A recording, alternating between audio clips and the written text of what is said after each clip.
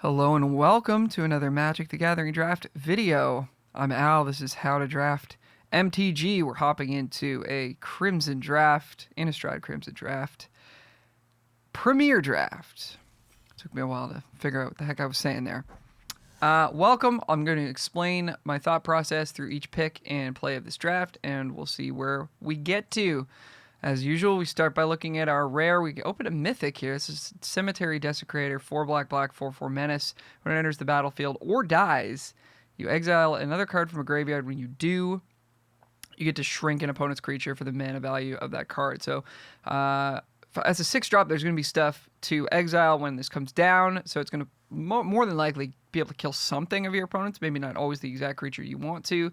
Then it's a 4/4 menace, which is kind of a big deal. An opponent's going to have to use removal on this, more than likely to kill it, and then it takes out something else. So this is the classic definition of a 3-for-1, if not more, and we're going to happily take it here. It's also in black, which is one of our main pivot colors in the set. I will say that white has fallen off a little bit for me.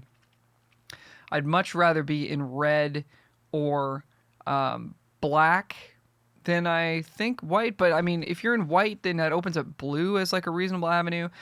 Some folks may be looking at that pack and saying, well, we're passing bleed dry. Shouldn't we like avoid black because we're passing bleed dry? So we're going to put the person to our left into black, and then we're going to get cut in pack 2.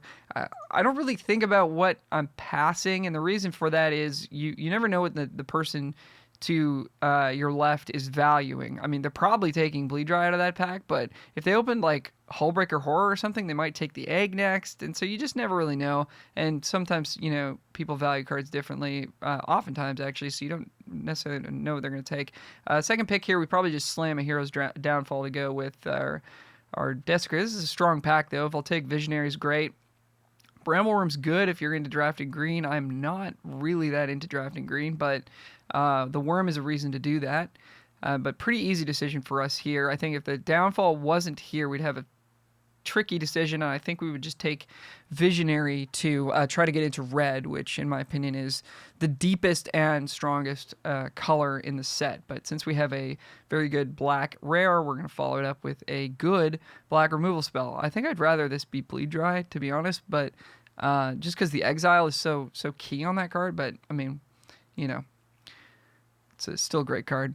Okay, next pack, we got another Bramblewyrm we could potentially take. I really don't like black-green in this set, so my goal is to not take this card. Other options for us, we got Kindly Ancestor as the best white card here, or we just sort of stay on plan and take a Blood Fountain. This is not one of the top black commons, but there's a lot of value to be had in this set, by drilling down into one color so that you leave yourself open to potentially getting open or being passed a bomb rare in pack 2 or 3. And if you're, mostly black cards, you can easily take, a green rare or whatever and just sort of make it work. Whereas if we spread ourselves a little bit too thin, in multiple colors, then we don't have that flexibility. That being said, that would have been a closer pick if we didn't have Desecrator Hero's Downfall as our start. But because we have such a strong black start, I think it's pretty easy Blood Fountain there. All right, Geistlight Snare, probably not interested in. Into the Night is not playable. These white cards are all very bad. And so we have a choice between Ragged Recluse, which is like a medium black card. 2-drops, very important in Limited. A little bit less so in this set because the 1-drops are actually really good, but still pretty interested in taking 2-drops where we can. So I think it's between Ragged Recluse and Bloodpetal Celebrant. And again, because, these cards are of similar power level, I think Celebrant is better. But because they're of similar power level and they fill a similar role, I think we just stick with our color. I'm a little more interested in getting into red just because I think red is excellent. But, I mean, I think it's not enough of a reason to switch off of black. But I could be convinced otherwise. Blood Crazed Socialite in the pack here. Courier Bat also in the pack as our black options. Neither card excites me a ton. Socialite is quite good, but it's a 4-drop. And so I would like to take Bloodpetal Celebrant out of this pack to have another 2-drop. But again, it's like the power level's pretty close. We probably just stay on color here and take the Socialite. Um, this card has performed like a little bit less powerful than I initially thought. I was very excited about this card, a little bit less so now. But, I think as long as we're seeing good black, we might as well just keep on taking it. Nothing in blue that we're interested in, which is usually the story with blue. Hookhand Mariner in green. This is a good green card. Good reason to be in green. Wolf Strike, this, and there's one other card I'm forgetting that's, solid. Maybe it's just Wolf Strike in this, actually, that are like the solid green commons that we'd be interested in. But again, like another Socialite in the back, a Wedding Invitation we could also take as just like a way to, to play something on turn 2 that does something meaningful. I think we just take the Socialite again. I don't want to have too many 4s, but, without saying the same thing too many times, like let's just keep taking black cards where possible. All right, so pick 7, we can read some signals here. As Kindly Ancestors made it most of the way around the table. I think that's a bit of a signal. Blue, it's hard for me to read signals in blue because like these cards are all very medium. Like Chill is probably the best of them. I think unless you're seeing Lantern Bearers, I'm not interested in getting into blue for any of these cards. And then again, Gluttonous Guest just keeps us on color. So I think we just stick with black. I do like Ancestor, but if we don't have to move into a second color, let's make the draft force us to do that by showing us something really excellent, and it just hasn't yet. So I'm actually very happy with this start because we're open to whatever in terms of a secondary color. So again, nothing exciting in blue here or white. Red gives us Reckless Impulse, which is a solid one. But again, here's a Desperate Farmer. Totally reasonable black card. I think we just take it. Still want 2s. I know we've passed 2 of the Blood Petal Celebrants, and I've given my reasons for doing so, but I will say we still need 2s, so hopefully we find some. And here's our wheel pack. So here's where we can sort of say, here's what nobody else at the table wanted. Nurturing Presence, Binding Geist, not surprising, although Nurturing Presence is pretty good in blue-white. I'm not interested in taking it with a bunch of black. Vampire's Kiss is not great, but if you have enough blood stuff, it could be okay with like Socialite or whatever. I think here we go ahead and take Impulse. The thing, there's like a pretty low chance we end up running Vampire's Kiss, and we'll probably get another look at one later in the draft anyways. Whereas Impulse is like probably like a top 5 red common, so to see it last, means either people don't know that it's good, or they're not drafting red, or some loose combination of both, which I'm in for either of those. And I think here we'll take Belligerent Guest. Not a top red common, but certainly a solid card that requires an answer from your opponent.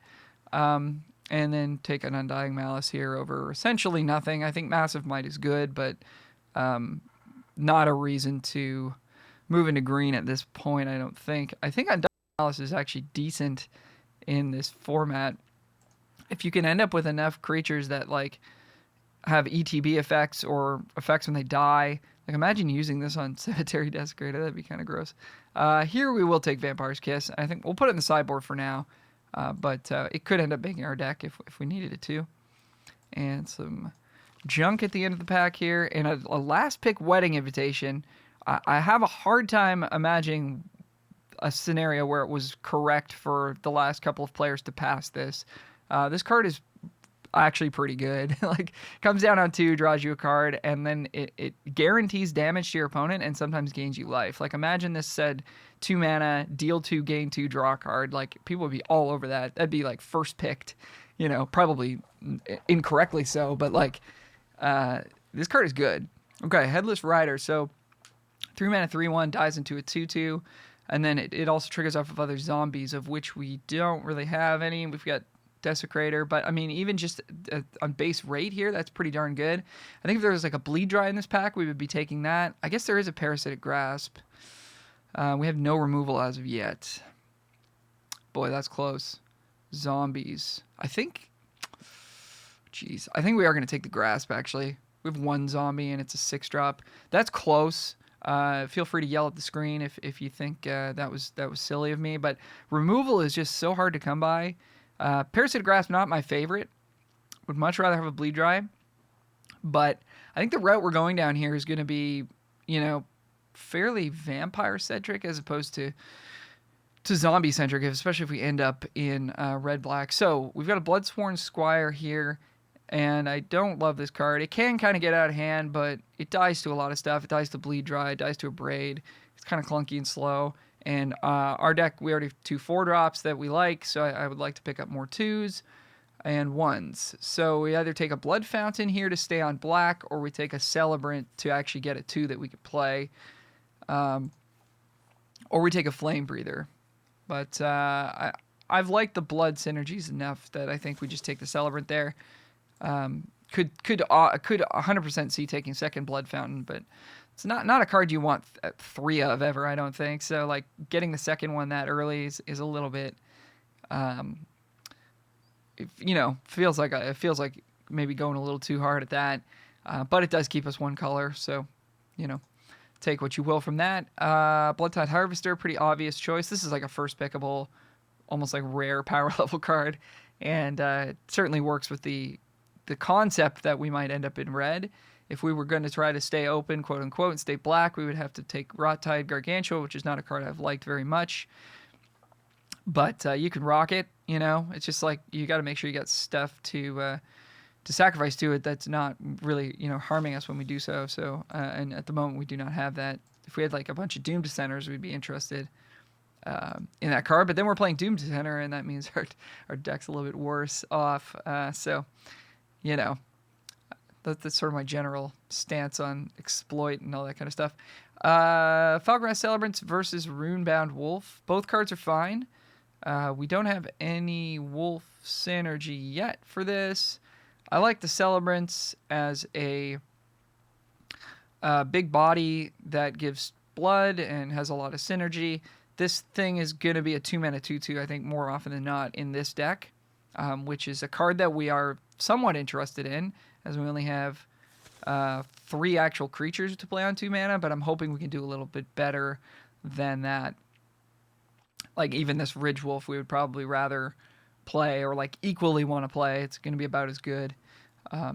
But here we're going to take Flame Blessed Bolt. We really need removal, and this is a bit of a gift to us. So pick 5 Bolt means we can probably expect to see some red in pack 2, and I know in my videos I say don't read into pack 2 signals too much.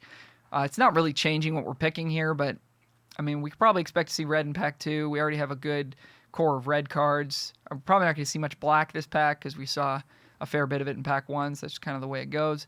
It's usually opposites in pack 2, but yeah, so this draft is going really smoothly. There's not too many decision points to really talk about, but we're gonna snap up that Bolt, and I think we're again, like, there's no reason for us to move off of black or red here. We'll just take a Kessig Flame Breather as a solid 2-drop creature. It can peck in for a few points and blocks reasonably well early on. It's a solid card. We'll take it here.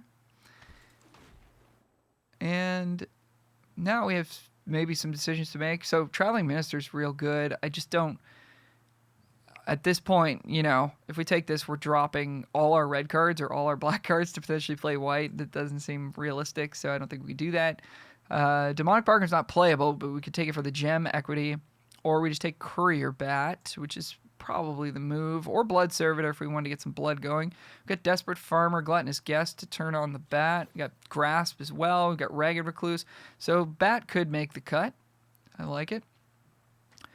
And here it's between Pointed Discussion and Gluttonous Guest. We already have a Vampire's Kiss that we're not going to need to play because we're already at 19 playables. So do we want another creature? We already have 12. Or do we want to draw a spell, of which we already have 1 in the Impulse? I think we still take the Discussion. I think it's very close. And here we'll take Blood Petal Selly.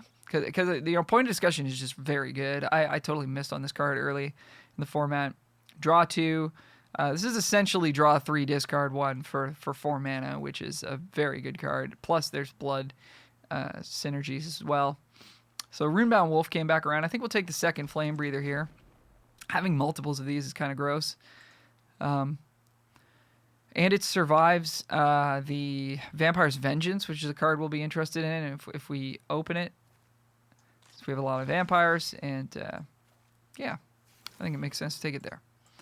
All right, bunch of nothing.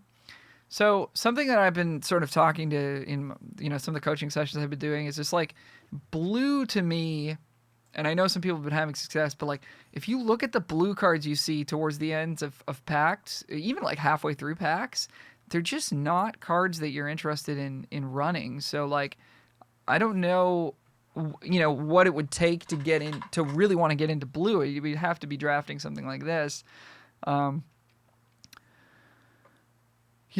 This card's really good, obviously, but like just getting into blue for something like a medium card like Chill for the Grave or some Chill of the Grave, you're not gonna be profiting. But when you get into red, there's just so many red cards that you're actually actively interested in putting in your deck that you see halfway through the pack, and it's just not the case for blue or green, really, for the most part. So that's why I do recommend trying to get into red or black where possible. We'll take a Braid there as the clear best card in the pack. Woo! And this does tend to happen to me in red, where like we get into red somewhat early in the draft. We don't see any Braids because people are taking the first pick, as they should be. And then if we can sort of establish ourselves in red in pack 3, maybe we get lucky, we open one and get past one in the next couple picks, because people have maybe settled into other colors and they can't take it. So this is a tough pick, actually. We got a Braid, we got Fell Stinger, which is great, and we got Ballista Watcher, which is great. I think we take a Braid. We do need removal. We need Bleed Dry more than anything, but we do have a Hero's Downfall. But I think a Braid just takes the cake here. Fell Stinger's good. We don't have a ton of exploit fodder for it, though. And we already have Pointed Discussion and the 2-mana red draw spell in order to get card advantage. All right, Wedding Security. Haven't played with or against this card yet. I don't know what that means. We have a lot of ways to generate blood, so in theory it's going to be really good if it can attack. Or we just take Falcon Wrath Celebrates, which is like a similar body, but it like generates blood. That seems better to me. Or we take the Epicure as more early game stuff, early game action. I think it's just the Epicure. We're still a little bit low on early game. 2, 4, 5 creatures at 2 mana. Yeah, so I like taking Epicure there. Plus, people do tend to pass Falcon Wrath Celebrants, so we should be able to get a few of them later. And here is probably the time to take it, since we're very much red-black here. I've got to think about what we're cutting, actually. Okay, third Flame Breather. So the more of these we have, the more interested we are in playing random instants and stuff. Or we take Belligerent Guest. I don't think we want another copy of Pointed Discussion with the 2 draw spells we already have. There's also a Sure Strike, which is a fine playable card. Kind of down to just take the Flame Breather, though. Got a lot of 3s. Yeah, I think it's fine to take it here. Servitor again. Not really interested in that. Gargantua we don't really need. So at this point we might just take an uncommon we haven't taken yet in the set to complete the collection. Yeah, I think we'll just do that. All right, Wedding Invitation number 2 probably doesn't make it. So we're already cutting 4 cards from this pool that we have here. Probably cutting the first invitation, actually. Probably cutting Malice, too, because we don't... Well, I mean, we've got Celebrants with the ETB effects. I don't know, we might rock it. This pack just doesn't matter. I guess we kind of need 4 drops, but we don't even really need 4 drops. Okay, Epicure, Sure Strike, Celebrant. I don't think we take the second Courier Bat here. I think we just take the Epicure to get the Blood Train rolling. It's good with Socialites. It's good with Recluse. It's good with Harvester. Yeah. Say no more. And another Gluttonous Guest, I think, will make the cut here. Jeez, we're going to have some tough decisions. Pyre Spawn for the board, sure. Another Celebrant, so Celebrant comes all the way around. I mean, it's really good. I don't know if that we're playing 3, but sure. So, not a card you need to spend your draft equity on. Always. People don't take it for some reason. It's a very, very good card. But, I mean, in all fairness, you don't need a ton of 5 drops. So, cards like this, that even though they have a high impact on the game, they're just not as high priority in the draft for most people because they're looking for ones and twos and removal, which is what you should be doing for the most part, unless you're opening something that's just really, really hard to beat, which I believe Cemetery Desecrator is very hard to beat. All right. So we need to cut 4 or 5 cards actually from this pool. So we'll take a look at our creature count and our creature curve. First, we'll see, I guess, if there's anything we think we might actually want to play. And I think the answer to that is there's nothing here. I do like Wedding Invitation, but it seems like we've got impactful things happening on every, all of our 2s seem good, and we might even be cutting a 2, so I don't know that we need to play it there. And we do actually have some life gain in form of Guest and Desperate Farmer and Parasitic Grasp, so I don't know if it makes the cut in this particular deck, but I stand by it as being a decent card. So we'll take a look at our creature curve and count. To start with, we usually want about 18, 16 to 18 is good. So we have 19, so we could probably cut a creature. And then, yeah, I mean, a creature or 2, I guess. And think about if we want to cut any of these spells. These are all pretty darn good spells. I think, like, Malice is the most situational of them. It works well with the Harvester. It works well with the Celebrants. It works reasonably well with Socialite. It works well with Desecrator. But, like, it's just a bit situational, whereas, any of these cards are pretty good at any point in the game. So that's 1 card down, I think. And then if we take a look at our curve here, we've got 3, 4, 5, 6, 7 creatures at 2 mana. 1, 2, 3, 4, 5 at 3 mana, 2 at 1 mana. And then this upper curve is pretty good. So I think if we're going to cut creatures, we might cut a 3-drop and maybe a 2. Maybe like a Recluse. It's funny. Flame Breather, we could also just sort of ditch the Flame Breather plans. We don't have like a ton of instants and sorceries that are really going to turn it on. I think it's just a good card, though, in its own right. So I think Malice is for sure gone. Cutting 4 more. Boy, it's tough. We had a good draft. Maybe Courier Bat. It's a little on the weak side here. Or Belligerent Guest. One of those 2. Courier Bat has flying. We do have a fair amount of ways to turn it on. Belligerent Guest has not been great for me lately. Okay, sure, let's try cutting that. And I mean, we could just cut the 3 Flame Breathers. That puts us to 15 creatures, which is a little on the low side. And it puts us a little low on 2-drops. We'd only have 4 2-drops. We'd have 2 1-drops, though, which kind of does shore that up a little bit. We could cut a card draw spell. I can't see cutting any of these removal spells, so it might have to be a card draw spell. So maybe it's Reckless Impulse.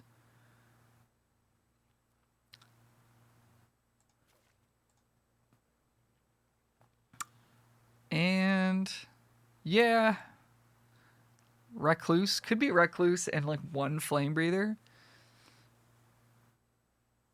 Funny, we picked up Recluse pretty early, but it's just like it's not great, right? It's pretty good with blood, I guess, but it just takes a little bit to get going. We do have a lot of blood though. Whereas Flame Breather is not at its best here.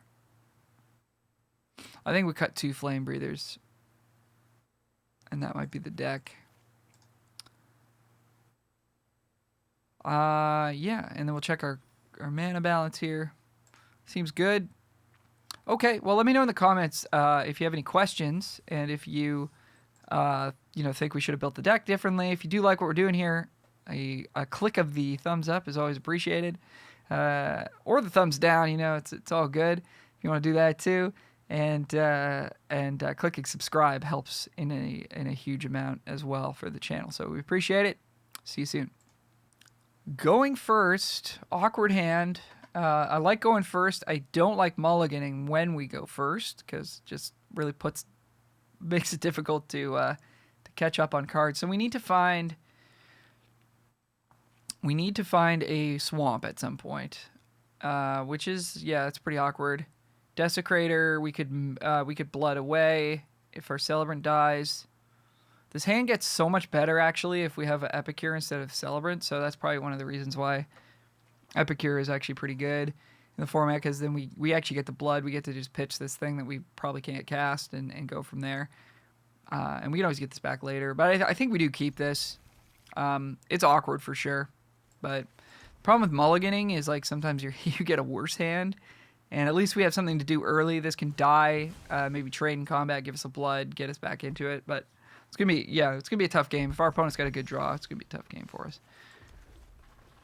But also, sometimes your opponent doesn't have the best draw in the world, and not being down a card from mulliganing is the difference maker there. Okay, Wretched Throng. All right, so we're drawing lands. We're just not drawing black lands. Wretched Throng's a funny one. Do we want to trade with it? I think we do. I don't think we're attacking here. I think we're sitting back, trying to get the block. They might get to search up another one. Our goal is to get a blood token more than anything, because we just need to fix our draw, I think. If they get to search up a Throng, that's fine. The 2/1 is just not that impactful. In the grand scheme of things, we've got things like Gluttonous Guest that just totally blanket. And I think it's more important that we find our black source and are able to actually cast spells than worry about trading off with things like that. So let's do that. And again, we're discarding this Desecrator, but we have blood. We have Courier Bat and Blood Fountain that can get it back. And here we go. We got Flame Breather that just completely blanks the Throng. And we're still looking for a swamp here.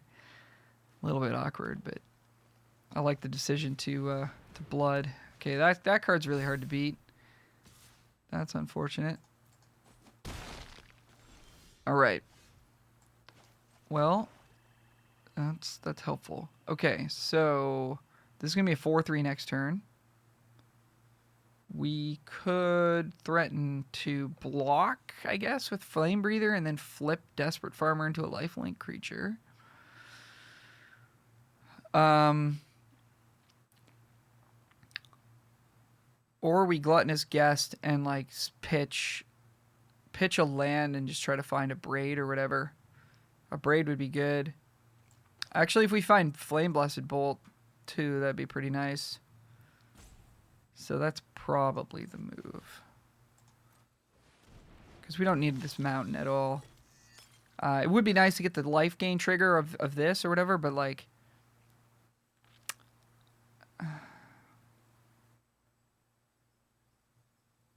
yeah, I think this is the move. Because if we can find Bolt right here... if we find a Braid, then we just wait till next turn, but if we find Bolt right here, we just get to do this now.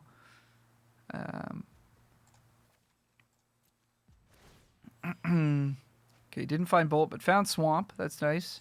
Okay, we'll get him for 1, 3, not. So we're taking 4 this turn. Yeah, you know, so there may have been an argument to waiting till next turn to like be able to guest plus bat. Then we get the Desecrator back, and we might get to kill something. But no, we only get to exile. Bloodpale Summers is -2, so yeah, so that's their Throng, which is -2. Okay, so yeah, so I'm not too worried about that actually. All right, take 4, draw a bunch of lands. Okay, well now we do want to. I mean, yeah, even if we had done this, waited till now to do this, yeah, we would have at least gotten the guy back. We're not going to be able to do that now until a future turn. But you know what? That's not the worst. I mean, next turn we get to get in with the farmer, Courier Bat, something back. If the opponent wants to spread the love a little bit with the Dormant Grove too, it could give us like some more targets for for the Desecrator. See what they want to do here.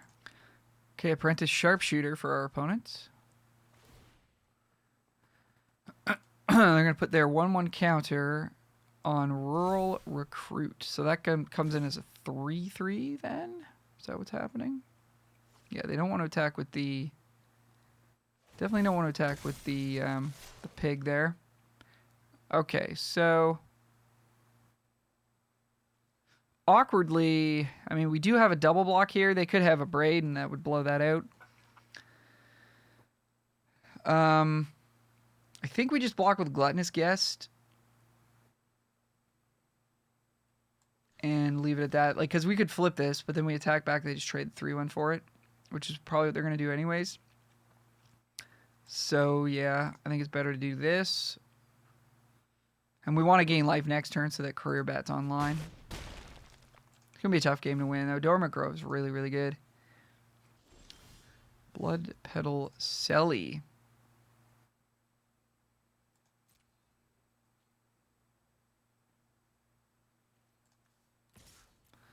So we'll get in with the farmer. They might even just take 2. No, they're going to trade off. That's okay, too. Try to get the size of their board down a little bit.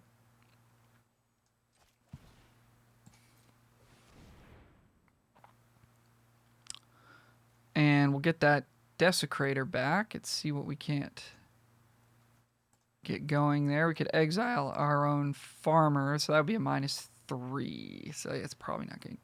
It's probably not going to actually kill anything, depending on whether they put their counters. We might have a triple block situation this turn, though. So we've got Celebrant coming down as well. So we'll hold on to the Swamp, because our Celebrant's probably going to die in combat this turn, and we can blood away the Swamp in our hand. Yeah. All right. And opponents got... Looks like they want to maybe a Braid something here, so fairly likely that they do have a Braid or Bolt in hand. So we'll sort of keep that in mind. We might be like quad blocking something to like make sure we get it. We'll just have to see what the board state looks like when they do attack. Okay, opponents moving to combat. They're going to make their Throng a... Nope, they're going to put it on the Sharpshooter. Okay, cool. In. No, just in with 2 creatures. All right. Okay, Rural Recruit. Okay, so let's assume they have 1 copy of a Braid in hand. I think that's fair. If they've got 2... If they've got like 2 Flame Blessed Bolts... then that's kind of just gross. So if we assume they've got 1 a Braid, if we do this, they can kill 1 thing and their thing still dies.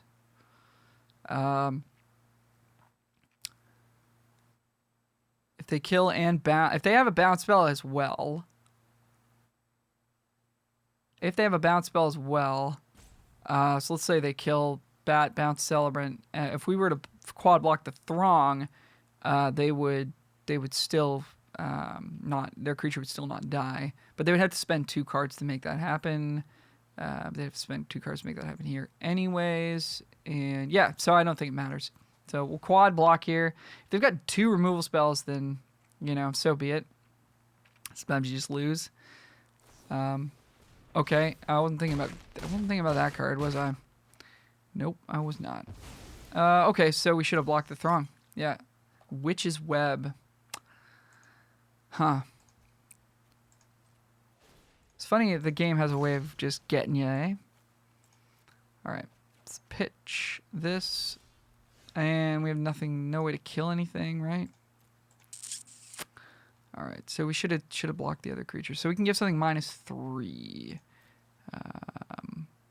Move X counters. Oh, that's actually pretty good. So we can take all the counters off of their recruit. It can train again, I guess.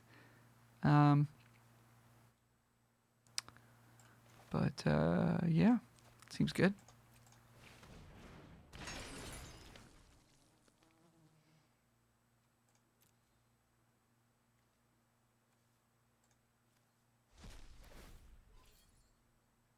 Remove X counters. Let's do it. Probably holding on to this land, even though point of discussion is a bit of a liability here. Witch's Web, eh? Not a card I was thinking about, clearly. Okay. So we're actually kind of doing okay here. For blocks, anyways. I don't think they can attack us this turn.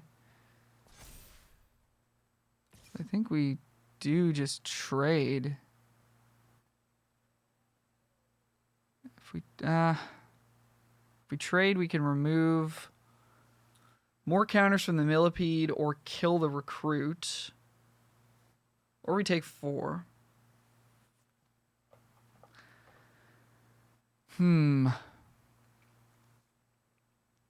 I don't think taking 4 is good because we want to be able to cast Point of Discussion. We could also draw Hero's Downfall on the Millipede. Man, this Dormant Grove is so difficult to manage. Throng in the yard. Yeah, I mean, I think this is definitely the move. I think the only question is whether we shrink the Millipede or kill a Recruit. And I think we just kill a Recruit. I think we have to actually like take game pieces away from them in order to get back in this. So, I guess we could do a -2 then. Oh, we could do a -4. Still not good enough. Still not good enough, eh? Okay. Well, we'll still do a -4 anyways, I guess. Target creature -X, so we kill this thing.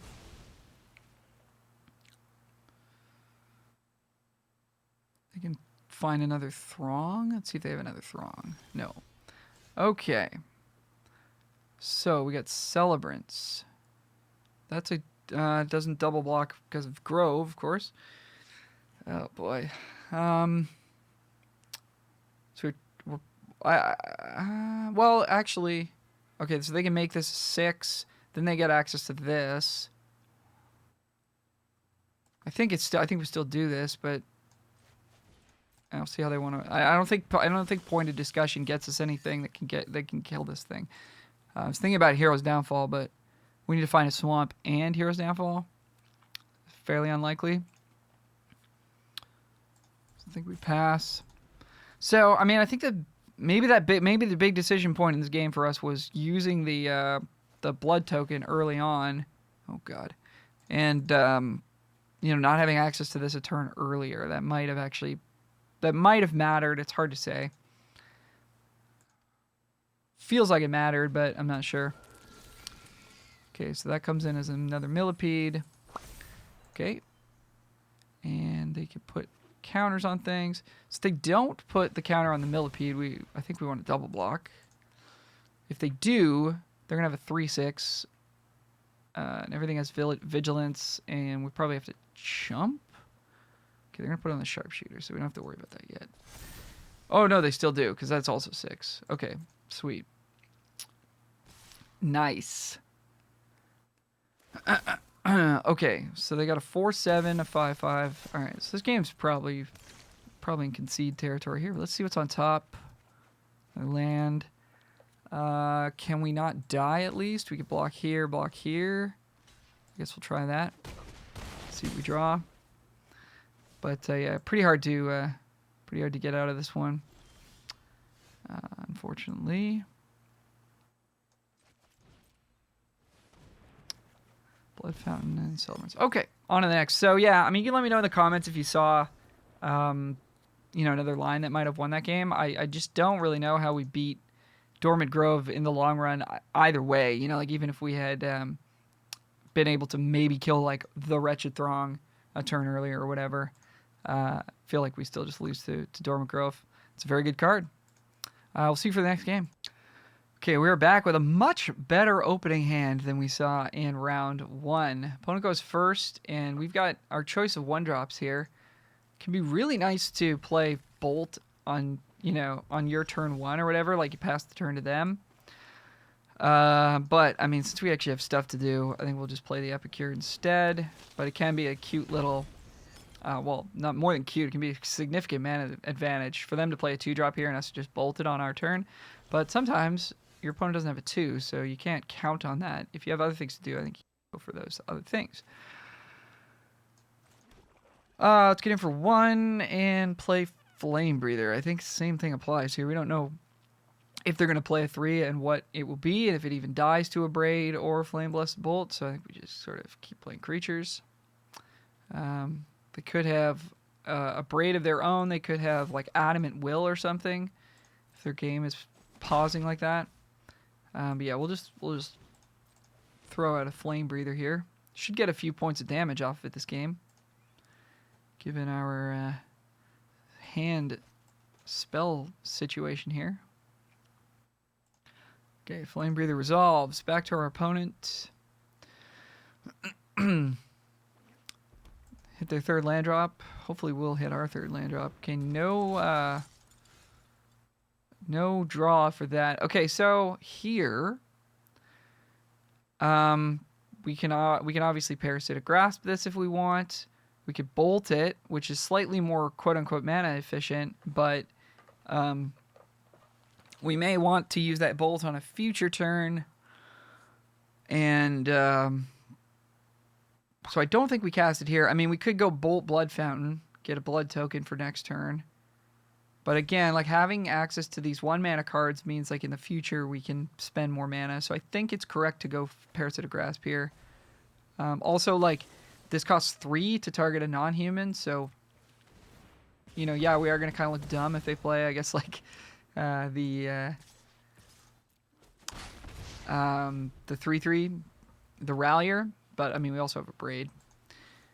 But, like, the fact that that costs extra mana is, you know, I think we just take that opportunity to cast it at 2 mana. Okay, we hit our 3rd land. Opponent's got a nice one here.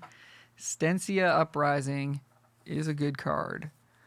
So, we're just like awkwardly playing Courier Bat here because, and it's not that awkward. I mean, it's going to erase their ground stuff. Just not getting that full value. But we don't have a creature in the graveyard anyways. So I think we just run it out. Don't get too fancy. We definitely don't want to spend a removal spell on a token.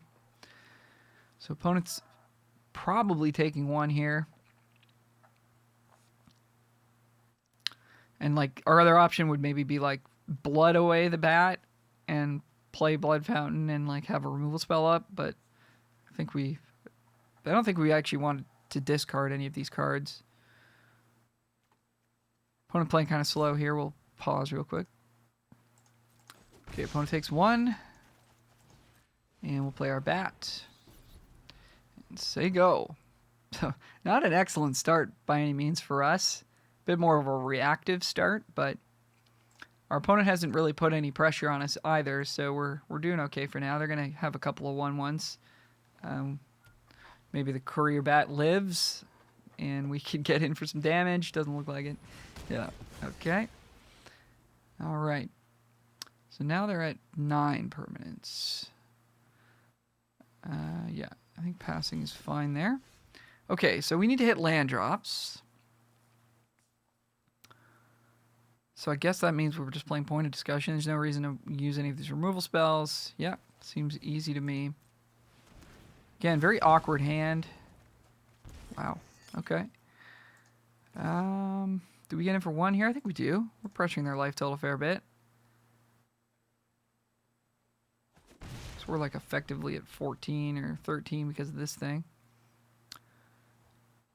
If they want to dome us for 7 this turn, they may not. Oh, that's a good draw. Okay. Well, at least we have removal. So they're at 11 permanents. They're coming for 2. We're at 21. We could trade here. I don't hate the trade. Something about me actually wants to make the trade. Is there anything in the graveyard yet? And it's a little bit early to be thinking about that. Yeah, there's a 3. If this was a 1/1, I would be taking the damage. So I don't know why I'm thinking like I want to. I think the answer is we just take 2 here and we stop attacking with the Flame Breather, and then we just have blocks for the following turns. So I think we'll do that. Oh man. Okay.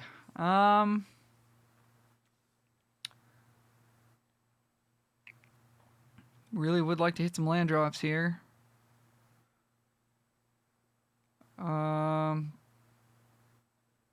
Celebrants. I guess it's just Celebrant and Blood. What are we blooding?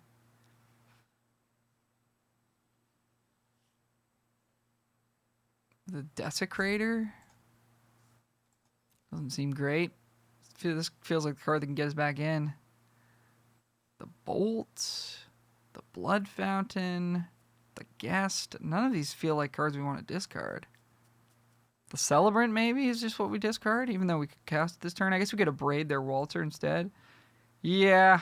Okay, Celebrant's like kind of bad on this board. Hopefully we just draw a land and we can just play Gluttonous Guest. But yeah, Celebrant's pretty bad on this board. It doesn't block any of these. Okay, land is good. So do we want to kill this? I don't think so. We'd rather get Guest into play, have some blocks here. Get another blood token. Gain some life back. Get to Desecrator. This all makes sense to me. Fortunate to see some lands there. Both games so far we've had difficulties in that respect, but we've been able to kind of draw out of it. So in both games, so hopefully we can sort of capitalize on it this time. Fortunately, last time both games our opponents played an enchantment that's pretty difficult to deal with. So we'll see. They might sack it here. No. Okay. Well, in my experience, once you sort of pass on sacking Uprising, it can be pretty hard to get it back online. So that's a blessing and a curse, I suppose. Okay. I kind of played that land without thinking, but I do think we were supposed to. So we want to find another land to get Desecrator going, I guess. It's kind of bad against a pile of 1/1s, though, isn't it? Blood Fountain. We could return 2 things. Could play Blood Fountain, return 2 things. Okay. Let's start there. See what our opponent does on their turn, because we might just want to abrade the Waltzer. We don't have to decide now. So if we did get 2 things back, it's kind of sweet. If we draw land, then we get to Desecrate, and then we've got Courier Bat in hand to like get this back again in the future.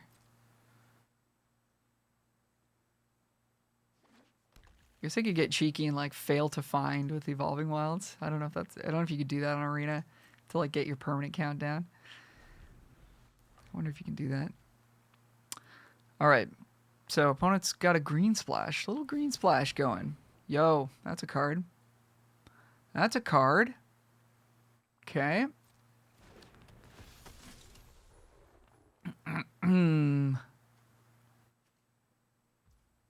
Yep.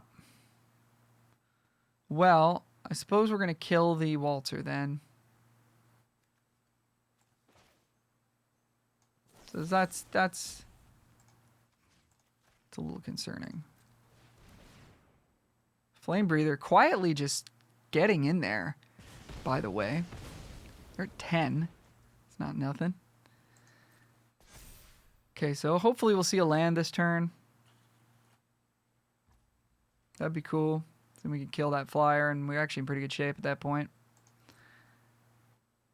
No attacks, I presume. And they got 14. So they could have blooded if they wanted to deal 7, but we don't really have anything that's worth dealing 7 to. And again, I mean, we could pitch the Bolt to like semi-guarantee, like well, not guarantee, but like increase our chance of finding our 6th land. The Bolt is not doing anything right now, but I mean, it might do some stuff later. If we don't draw our land, we've got Hero's Downfall for this, which is not a great place to put that, but then we've got Desecrator. Later to maybe like we could exile this, kill something big. So I don't think we want to cycle this, but potentially worth considering. Okay, we've got a little bit lucky. So Courier Bat, I guess we exile their one of their things actually. Probably the Squad. This is a 1 green. There's Massive Might. Are you splashing green for Massive Might? Probably not. Be pretty funny. I think we take their, because this is -X for the mana value, the exiled card. So we'll you know, because we can take this later and get -4, right? Target creature gets -X. Give me that. Let's do that. Massive Might. No. Can you imagine? I would like probably quit the game at that point. Okay, so now we actually have attacks. Potentially, the Desecrator could actually like take out a bunch of 1/1s in concert with Flame Blessed Bolt. Valor Stance, destroy. Okay. Well, yeah, that's cool. Guess we'll just kill a 2/2. We don't have to remove counters from anything, so yeah. Target creature gets -X. There you go. So now we can Blood Fountain that back along with a Blood Courier Bat. So we really keep recycling it if we want. A Braid. Not great here. Usually a good card. 6 mana.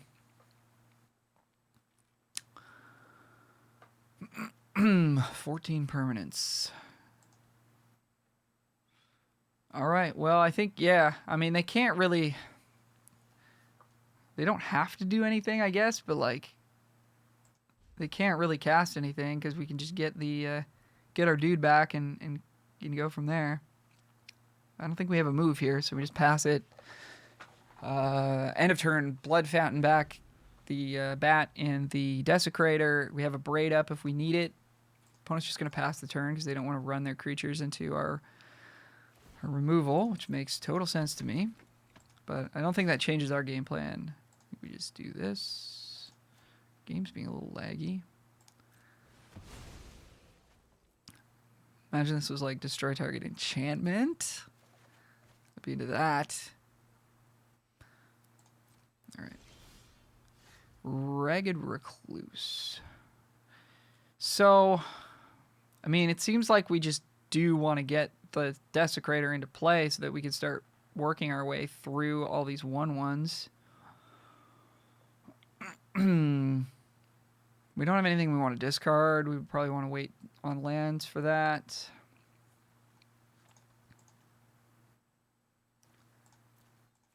Could exile our own Blood Petal Celebrant, I guess. Don't want to exile their 5-drop because we could use that later.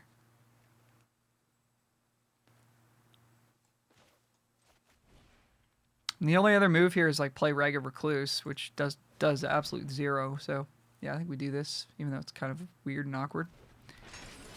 All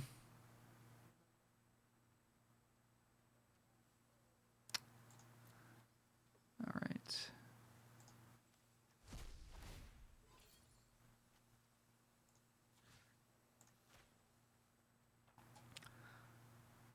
Kill a token.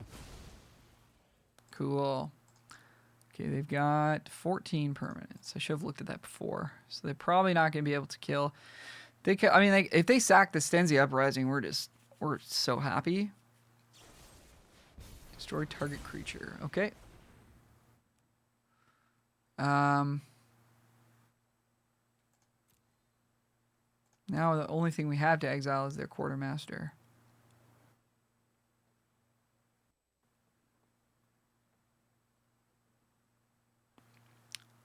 We have so much other removal in hand. I think it's okay to do this. We are sacrificing the ability to kill something with this, exiling that later. But like if they play something big, then we've got Hero's Downfall and we can do it all again. So I think it's okay. It's a card we would like to have exiled. Okay, Gluttonous Guest.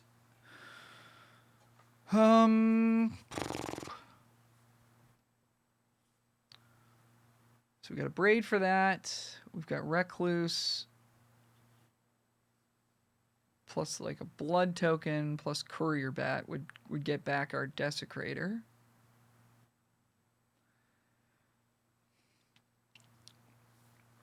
If we Gluttonous Guest, then we get that much more out of our blood token. Serves life gain. We don't really have anything we want to discard at the current moment. Again, we could discard the Bolt.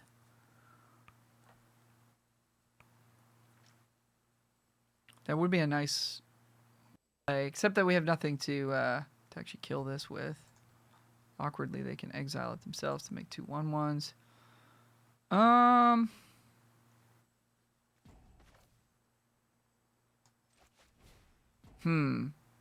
So, like, we probably want to kill this turn with a Braid, right? So, Gluttonous Guest, a Braid. We could blood something, but that doesn't help us.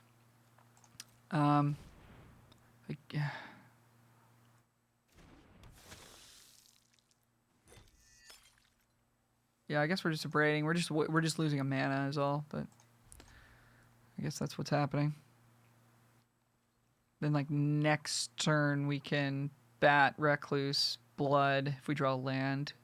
Just don't want to be blooding away actual cards. This game's gonna go pretty long, I feel. So we want to have access to everything possible. 14 permanents for them. In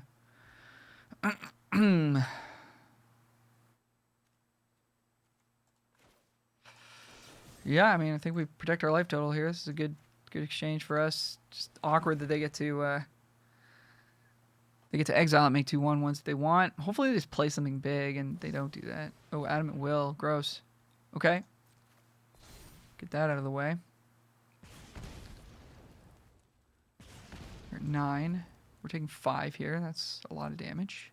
So maybe we should have done that on our own turn. Definitely should have, because that would have saved us 2 damage to the face. Traveling Mini. Okay. That's a good bolt target. We don't have anything to exile at the moment.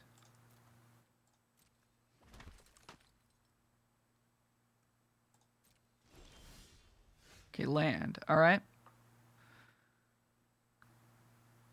So Recluse, blood, and then probably bat. I think we get that train rolling.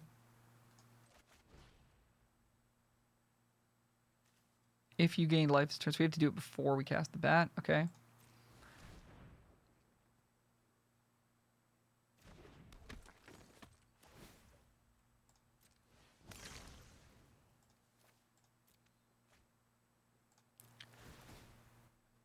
Life gain is good.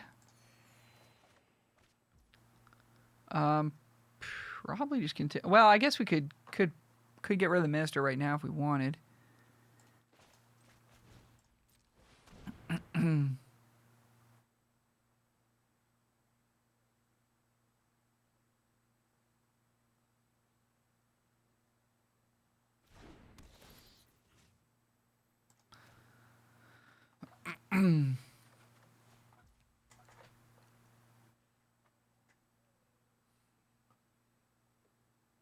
Saves us taking a little bit of damage. They don't get to gain any life. It exiles it, which means it's worse for our Desecrator, but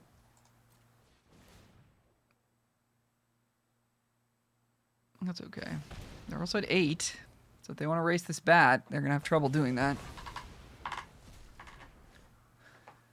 We're at 7 mana, so we're pretty far away from being able to do both of these in one turn. Recluse going to flip. So they're effectively at 7 here. Effectively at 7. So Recluse attack. They triple block with their humans. Could be an okay trade for us. Kind of want to get stuff into the graveyard so that we can utilize our Desecrator as well.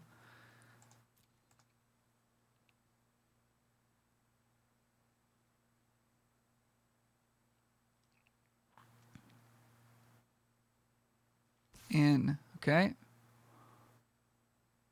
I'm fine with this. So this might mean they have like Witch's Web. Now I'm afraid of Witch's Web. If they do, we got Hero's Downfall for it. We're good to race. We got 6 extra life at least on the table here with all these Gluttonous Guests. Heron of Hope. Okay, well that makes that attack make a ton of sense. BPC.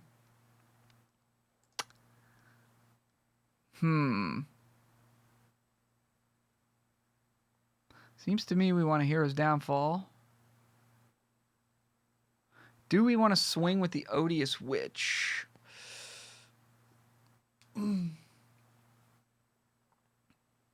Probably not time for that just yet. If they have another Adamant Will, we're going to cry. Oh my god, they do. Stop it. Stop it. Okay, they don't. Yeah, let's see if we can swing for 2 in the air here. They're going to 5. Kessig Flame Breather. Making the difference here. They have Fierce Retribution. Piercing Light. It's good. That's good. Okay. Scry 1. So good. Okay, Celebrant. Man. At least that Geist is going down, but then it turns into some 1/1s for them.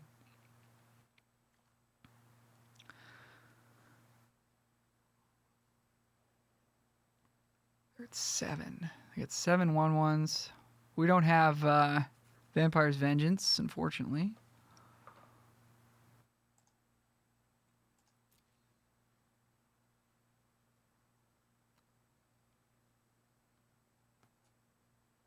Yeah, Celebrant's attack's okay. They have to triple block it. Kills 2 of their things. Maybe there's a turn where we get in with Celebrant and Odious Witch. That puts them to 6 and makes it so that they have to block with all their stuff. We might actually just try to ignore this Geist, since killing it just gives them 2 more 1/1s kind of for free. Yeesh. Okay, well, we'll just kill that instead, I guess. That'll be a problem for us. We gotta be careful about actually giving them the ability to nug us as well. Land? Okay, that's good. That means we can blood. I think we'll start there.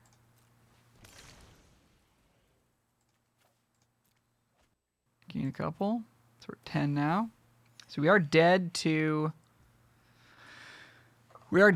exactly Stency Uprising plus the Geist, right? So they're at 17 permanents. If we attack with a couple of things, we're assuming this is dead, so they're at 16.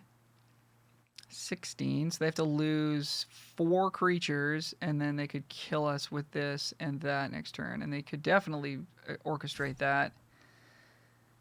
So that's kind of scary. But I think we do need to kill this. So maybe we just attack with 1 creature. If we attack with just the Odious Witch. Or just the Celebrant. Maybe just the Celebrant. We'll do that count in a second here. Get Heron out of here. -X. Okay, so they put 2 in front. They're at 16. They go down to 14 permanents. So that's fine. If they do kill the Celebrant, we get another blood token, which helps us to gain some life. So I think that's an okay attack to make here. I just don't think we can get it with the Witch as well, because we just die to... Okay, they're just going to chump. That's fine, too. Totally fine with that.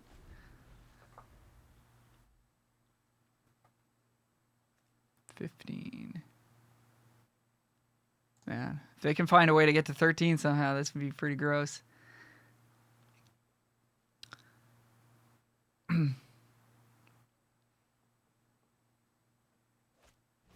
Wedding invitation. Okay, that's good. This is quite the game. Okay, opponent comes in for 3.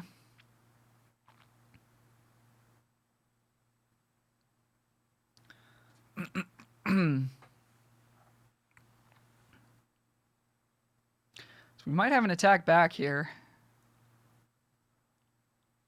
A little concerned that they might be able to punish it, though. 7, 8 creatures. They're at 17. This can at any point put them 16. 17. I mean, we could blood twice. We're going up to 8. We're going up to 8 for sure if we attack with Odious Witch.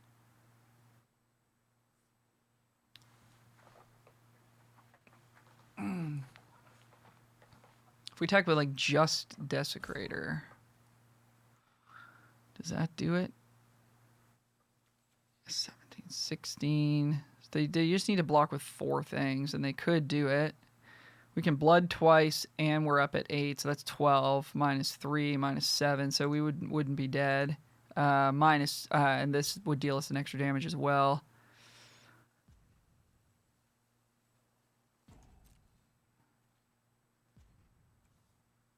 Kind of feels like we're supposed to go for it. Do we attack with everything else? That potentially leaves us dead to an actual retaliatory strike from them. So I think I like just these 3. You guys can let me know in the comments if I'm making a huge mistake. We're about to find out. I think this game's going to end in the next couple turns. 1, 2, 3, 4, 5. Okay. They're trying to do the math here, I feel.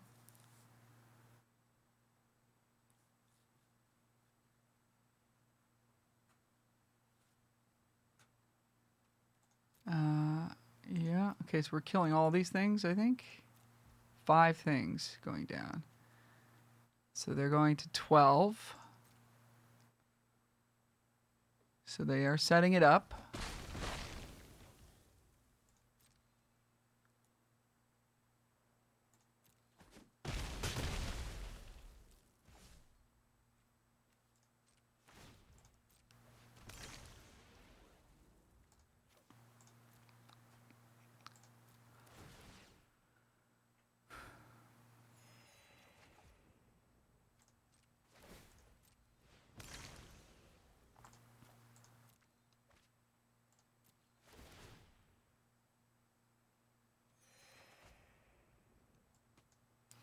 All right, see if we're dead.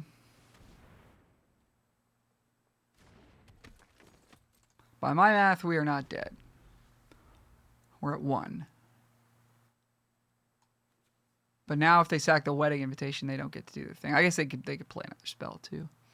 By my math, we're at 1. If they have a combat trick, then that's fine. I think we needed to make the push there. Okay. In for 3.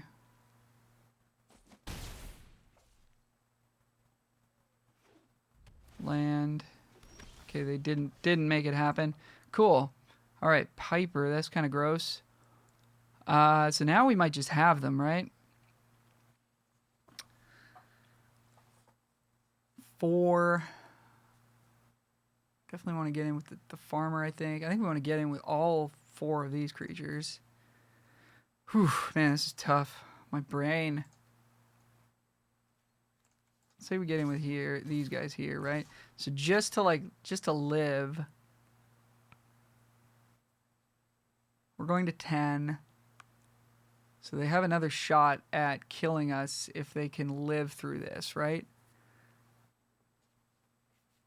So then you should block 2 things. Which means I got to put 2 things in front of this and then something in front of something else. So they lose 3 creatures. That's down to 12. So they got another shot at 13. We'll go to 11. Go to 11. So we are actually dead, right?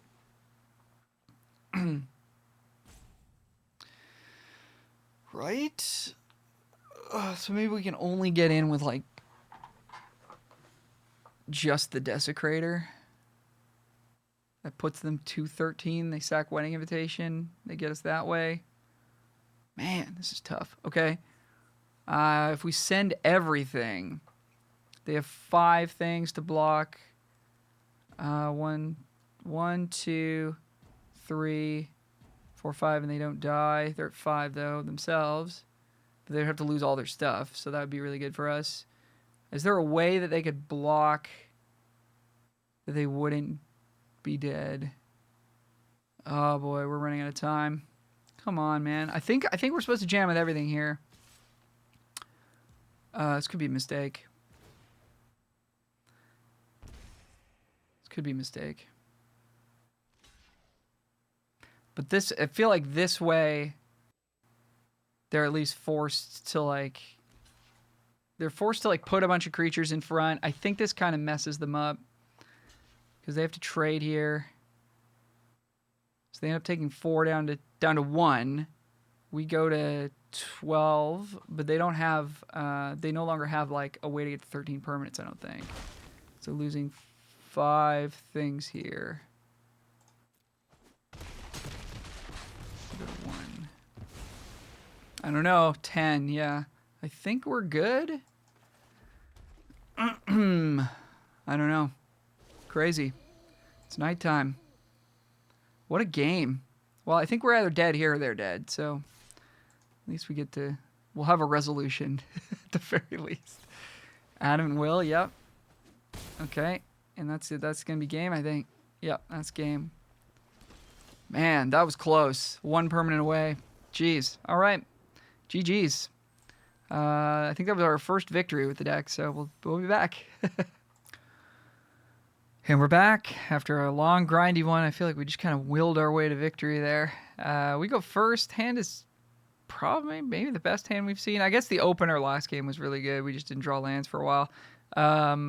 So obviously you find red, but we got a nice 2/3 curve plus removal. Probably just going to run the bat out there if we have nothing else to do, because it is a 2/2 flying, and that is a pretty nice clock when you get it down on turn 3. So we'll drop Recluse, see what our opponent's got for us here. Blue-white, Twin Blade Geist, that's real good against Recluse, so we'll be doing anything there. So to downfall it here is to give them a double strike aura in their graveyard. We don't want to do that. To cast Pointed Discussion is a little bit, I think a little bit too passive. Next turn we will cast it if we're missing a land drop, but I think for now we do want to get our clock started in the air.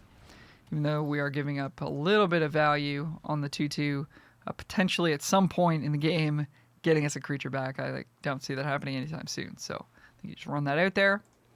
Twin Blade Geist is going to get busy here. We'll let it poke in for 2. And another Twin Blade Geist. My goodness. Okay, well that's a great answer to Twin Blade Geist. We have 2 of these in our deck, so if we can draw them both, we can answer both of those guys. So let's see if we can spike a mountain here. Man, this is the way it's been today, eh? Okay, so we'll blood away something here. Probably Blood Petal Celebrant. Definitely getting in for 2 in the sky. And we'll blood away the Blood Petal Celebrant. Again, try to hit a mountain. And, you know, this is not very good on this board here, so we'll get rid of it. Okay, there's a mountain. That's nice. We get to flip our Odious Witch. So now opponent ostensibly doesn't have any good attacks here, but we'll see. I mean, if they send with both, we probably have to let... I think we might actually block, force them to use the trick. But we've got a potential 2-for-1 with the Flame Blessed Bolt. Okay, they're not going to make us make that decision. So that gives us so much information. It would have been really awkward for us if they'd attacked there. So we get all kinds of information. They don't have a combat trick. They could potentially have Syncopate, which would wreck us here on Falcaraz Celebrants. Otherwise, we're just casting Flame Blessed Bolt and passing the turn having spent, you know, only 1 mana. Obviously, we've got Downfall to potentially kill something else. I guess let's get in with the bat. Ah, man, we could get in with the Witch, too, I guess. And then if they block with 2 creatures, we get the 2-for-1 off the Bolt. That's probably worth it. I like it. Gain a little bit of life. If they just take 5 here, that's also kind of okay. Guess they're gonna block with both.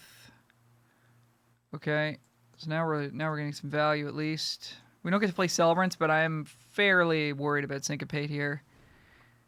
So we would like to play around that if we can, and I think getting a 2-for-1 here. I mean, if they have, I'm trying to think of what they could have. I guess they could have like bounce their own thing, and in which case, I don't even. I mean, that's still a 2-for-1 in our favor. They had Adamant Will on the Twin Blade there. We could have downfalled it, which is not super optimal because it does go to the graveyard, but I think that was the best way to play that turn. Man, infinite disturb stuff here for our opponent. So we could kill the Twin Blade Geist, but again, I don't think it's a great idea. Fortunately, we don't get to play around Syncopate again this turn because they have 3 mana, so they can now sync us for 2. But we do have a nice attack here. Get to gain a life. And if our opponent chumps with Drogskull Infantry, that does set us up to maybe get them with the Hero's Downfall.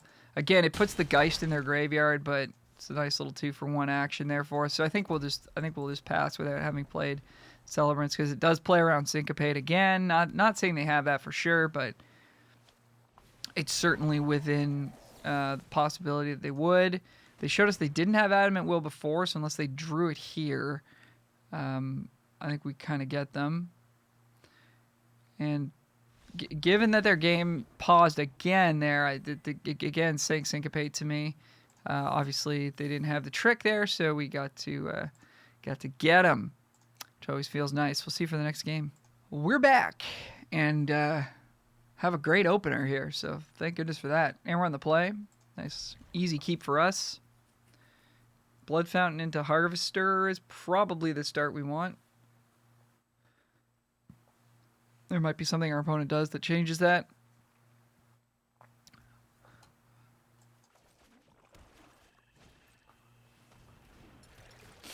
And if they have no 2-drop, then they're taking 3 off the Harvester, which is pretty good. Okay, Evolving Wilds. Always a nice include. Our deck would probably benefit from a copy of that. Okay, we do want to find some lands at some point, but even next turn we still have a play. We could start blooding things to hit land drops if we want. So opponents want to black something. Maybe they have Gift of Fangs in hand right now. Okay, black-red. Cool. As many people are these days, it is the best deck. We'll take Visionary in the house. No land for us. So Celebrant would have actually been a little bit better here. Okay, so Harvester's a -4/-4 trick on a stick. We got a few decisions to make here. It really does feel like we want to blood away something to try to hit a land drop, because if we don't hit any more land drops, we're going to fall too far behind. I think we get in for 3. If opponent trades, that's fine. If they don't trade, we got in for 3. And I like that. I mean, I guess if we don't attack, then they don't get to attack us, so maybe that's something we want to do, or we just want to kill this Visionary straight up. Not really sure. Get some more time on the clock here. So obviously if this gives them like more, more action, that's not great for us. We can get this Harvester back later. Okay, I think I'm up for killing this thing. We're going to stumble on mana a little bit here, so I think slowing the game down is a nice thing, and I think we will try to hit our land drop here. And I think getting rid of maybe a Socialite is the move. These aren't great when you have 2 of them in play. I do like Celebrants quite a bit. Okay, sadly no land for us. So I think we can take one more look. Might as well. We'd just be doing this at the end of their turn anyways. Okay, now we will lose the Celebrants. It's the most expensive card in our hand. Okay, so I mean, this is a game that we would almost certainly lose without the help of blood to dig deeper. Ruth. That seems like a thing we want to kill. So let's go ahead and do that. immediately starts getting value for them. So fortunately, even though we did miss that land drop, our blood was able to dig us to our third land. Hopefully there's another one on top here for us. We can kind of get back into this thing. Okay. Well, Gluttonous Guest does block pretty well, so let's try that. Could play around Syncopate there, but I think we're in a bit of a bad way, so we don't really want to mess with that. That's real good. We don't want to put that on top because we want to draw land. And we have another Gluttonous in hand that can block the Scob, right? Yeah, so we'll put this on the bottom. Still can't find lands. So we could Discussion. Try to find land, obviously. Or we just play Guest, which I actually kind of like playing Guest here because it does block Diver's Gob. Whereas if we play Discussion, we're taking 5 damage for sure this turn. So yeah, I think it's correct to play Guest here. Even though we do want to hit lands, we also want to protect our life total because we're kind of getting squeezed on both sides now. I mean, we're not at like a super low life, but to go to 15 and not add anything to the board, I think is a little bit, yeah, a little bit too maybe conservative or aggressive, however you want to think of it. So there you go. We saved ourselves a little bit of damage. All right. So we're still in a weird spot here. At least now we can cast Discussion without worrying about, you know, getting attacked for a ton of damage. We're going to take 4, I guess, next turn. So it's kind of a similar spot. If we were to draw like Mountain plus Flame Blessed Bolt, that'd be so sick. Otherwise, I guess we could just cast the Celebrant and Blood. I guess we want Blood first. What are we blooding? Socialite? Probably. Yeah, I suppose that's fine. We got Fountain to get stuff back later. I don't really like Celebrant's not very good here. Okay, Flame Breather's actually not bad. It blocks does block some things. Certain we did put lands in our deck, but doesn't seem to be how these games are playing out for us. Opponent gonna blood. Opponent's on 3 colors, by the way. Didn't really speak to that. Looks like black is their splash. So I wonder what that's for. I'm thinking it's probably for a rare, because you wouldn't want to splash Bleed Dry, per se. Get Braid. Gonna take care of the Guest. And opponent gonna get in for 4 here. They're gonna kill... Oh, they're gonna tap. Okay, yeah, nice. So the opponent gonna get in for 7 here. Nice. Alright, getting aggressive. I respect it. Okay. Alright, so we're hitting land drops. We've got Celebrant. We've got double Abrade. I think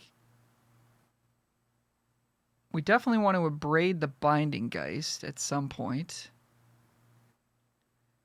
Do we cast Celebrant or do we abrade the Flame Breather as well? It's like you gotta think this is good for some more damage in blue-red. Whereas playing the Celebrant actually doesn't accomplish anything for us. So my feeling is we want to kill both of these creatures.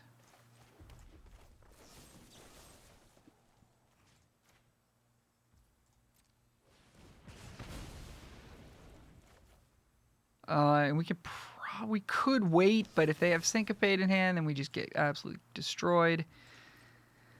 I don't think we're giving up too much by just doing this on their turn. If they want to put that on our Gluttonous Guest, we don't care at all.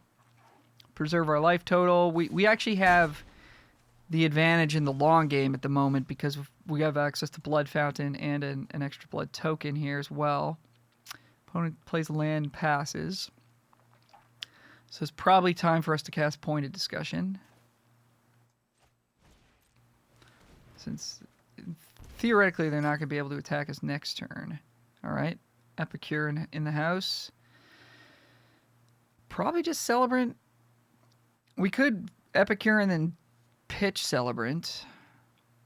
But I think Celebrant will have some amount of value for us. Can maybe chump block, save us some damage. Try to get... it'll also be good, too, if they put the Binding Geist on it, that we can put Desperate Farmer into play and then like have a chump blocker, potentially. Okay, so this game's actually getting better for us. That's nice. Epicure plus Farmer, probably. Hope to draw a land at some point and get going on this Cemetery Desecrator. Is there anything 5 in their graveyard?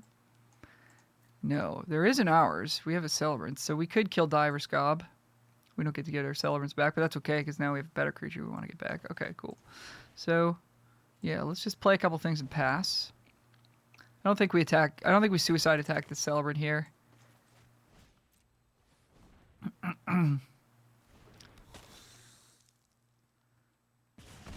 And, yeah, I mean...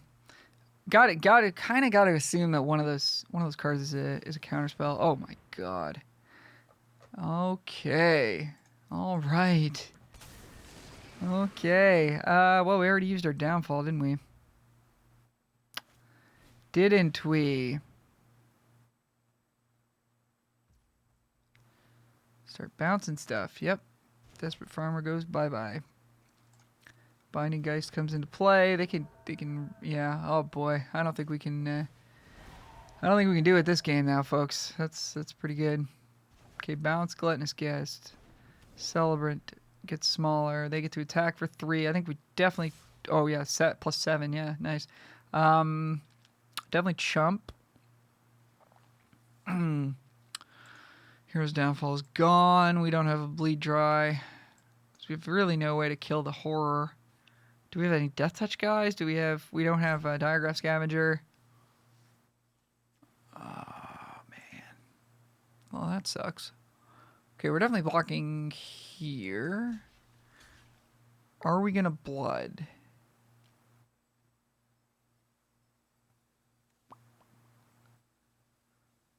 Probably not. We have so much blood to use, though.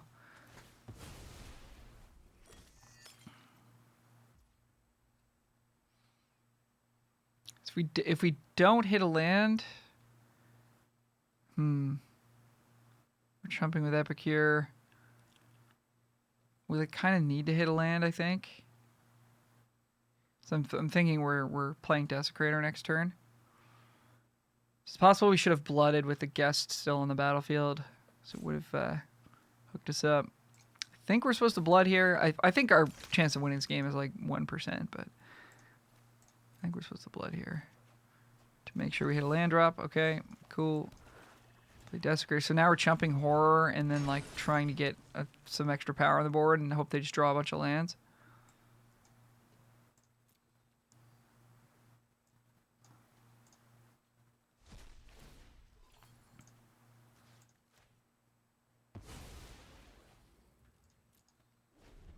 And I mean, we're basically dead to any spell here. Okay, cool. So took an extra like minute to sort of play that out, but yikes, man. Hullbreaker Horror is a pretty good card. See you for the next game. We're back on the play. Another good looking opening hand here. 2 lands, so we'll see what our deck gives us this time.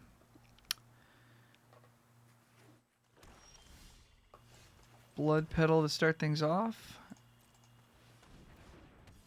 And hope to see a 3rd land next turn. That'd be real nice.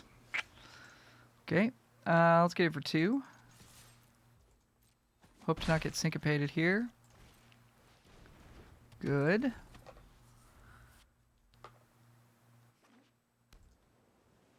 Opponents are getting to draw lands this tournament. Or it's not really a tournament. This run. We are not. We're working with what we got here. Stitched Assistance. Cool. Exploiting. Okay, so 3 mana. 3 mana scry and draw. 3 mana opt.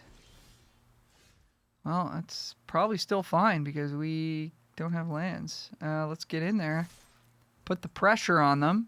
Maybe we can abrade something this turn. I wonder if that was a misclick. I mean, it's not great against Blood Petal Celebrant, but I don't know. Okay, All right. What do we have here? Okay, Steelclad Spirit for our opponent. We're abrading anything we see here at this point. Ooh, kind of want to abrade both of those. I mean, we still can if we don't draw any lands. Feels like we abrade the Spirit. Make sure we have attacks next turn. If they get to draw a card off of Storm Chaser Drake, so be it. We want to keep the pressure on. Or we just, you know, if that happens, that's fine too. So do we want to offer the Recluse trade? I'm like sure they won't take it, but like if they did, would that be good for us? So we're definitely killing Drake anyways this turn with a Braid. They're at 14. We kill Drake and put them to 10. Their next spell is going to be pretty scary probably. I think we offer the trade. I presume they will not take it. They are going to... No, they're not. Okay. So now the question is, do we abrade the Drake this turn? And if we do, you know, we gotta be ready to deal with whatever the next thing is that they're gonna play. I think we don't do it. I think we don't, because like right now we're racing, and that seems to be our only real chance here. I mean, if they start putting stuff on the Drake, like at least we'll get a tempo advantage from that. I feel like card advantage is not our problem right now. We just need to draw lands, and we need them to not have something giant that can hold off our two ones. our mighty 2/1s. Small but mighty. If they pass and do literally nothing, we might need to just fire the abrade off. Okay, here's a Fell Stinger. And it's going to exploit something. Kind of just fine with this. It's going to exploit the Drake. How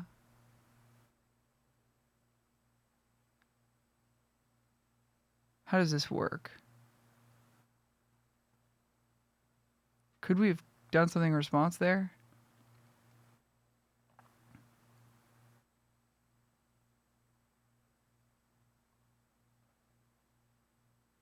I don't think so.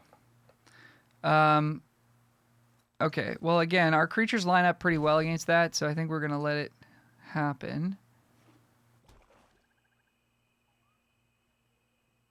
Oh, we could have killed the Fell Stinger with the exploit trigger on the stack, right. But, like, again, we don't necessarily care about it. Okay. Yeah, wow, okay. Nice. Okay, so that thing we probably do need to abrade. We got to spend our mana because we're if we draw land, we get to actually do things. All right. Cool. Well, I guess we get in for 2. They could double block. We kill Fell Stinger, lose our Celebrant. If we attack with both, they probably just trade Specimen for Ragged Recluse and take 2.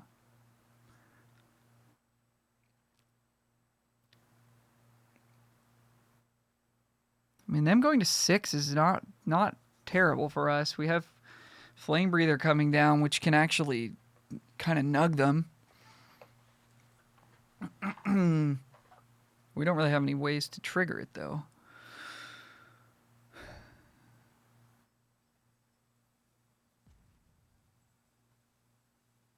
If they don't want to lose their Fell Stinger, they can't block Celebrant anyways. I think we just get in with Celebrant.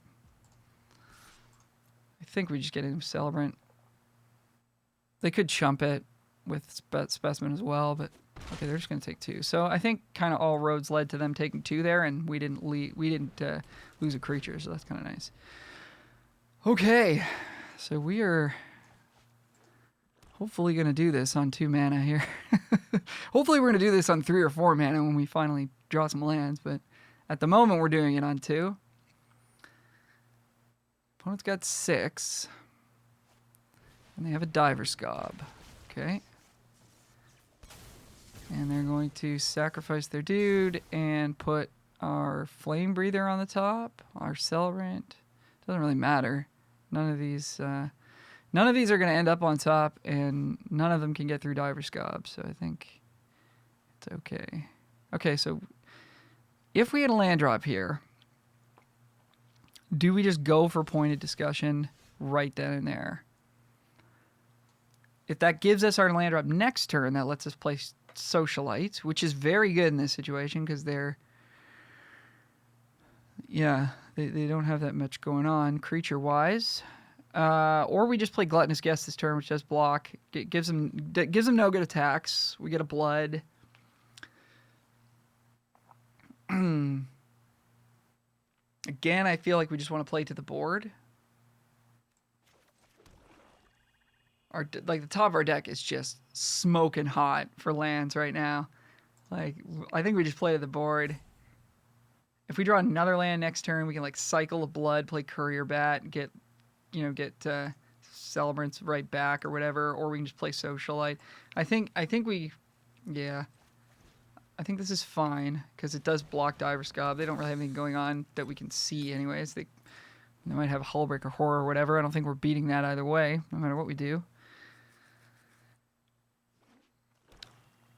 Okay, 7th land, right on time, I think. I don't think they've missed one yet. And they're having a look at their graveyard. Might be cycling that Cobbled Lancer. See what they want to do here. Whispering Wizard. That's a good one. Steelclad Spirit. Okay. So the ground is getting gummed up. Hey, we hit a land. That's nice. That's real nice.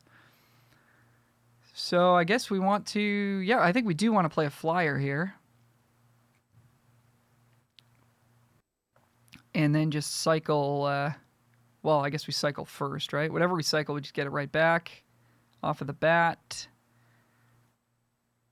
And we get Odious Witch going.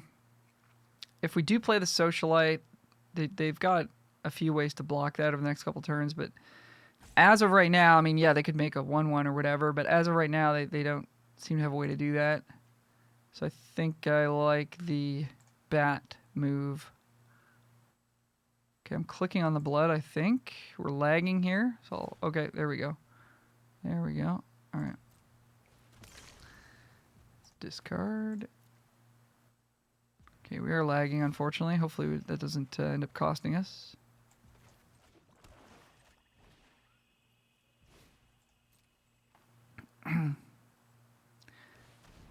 Bat in the house. Really lagging here. I apologize for this. I'm trying to click on this, and it's not happening.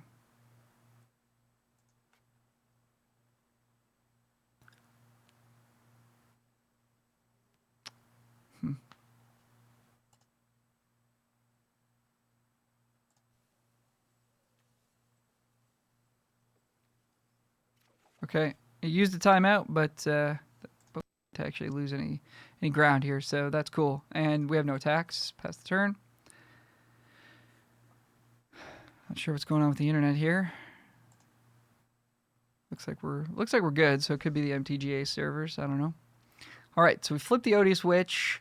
So at any point, if we attack them, they go down. They go down a life automatically. So we'll keep that in mind. They're at 6, potentially at 5. Courier Bat could put them to 4 next turn. All right, Stitch Assistant gonna eat the 3/3 defender. Have a look. They like what they saw there. That's a little scary. Snap that off real quick.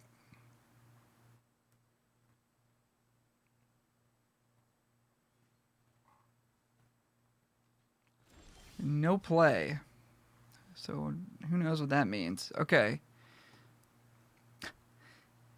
Is it Hullbreaker Horror again? Hopefully not. Okay, so if we played Desperate Farmer, we could like threaten a trade or something. I mean, that kind of plays around a counterspell, which I like. Of course, certainly playing a land. Let's get in for 2 and see what they do.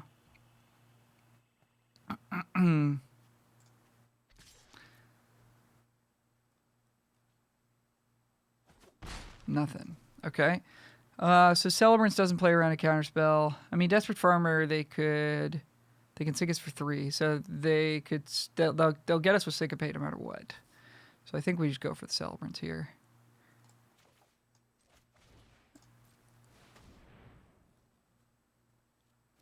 Okay, that worked. Nice. All right, well. Okay, Hero's Downfall. Make a 1/1. Yeah, that's really good. Okay, sweet. We're still in okay shape here. Would prefer for them to not make any more 1/1 tokens. That'd be nice. But could be asking a little too much. Diagraph Scabby. Nice. Okay, so now they're up to 6.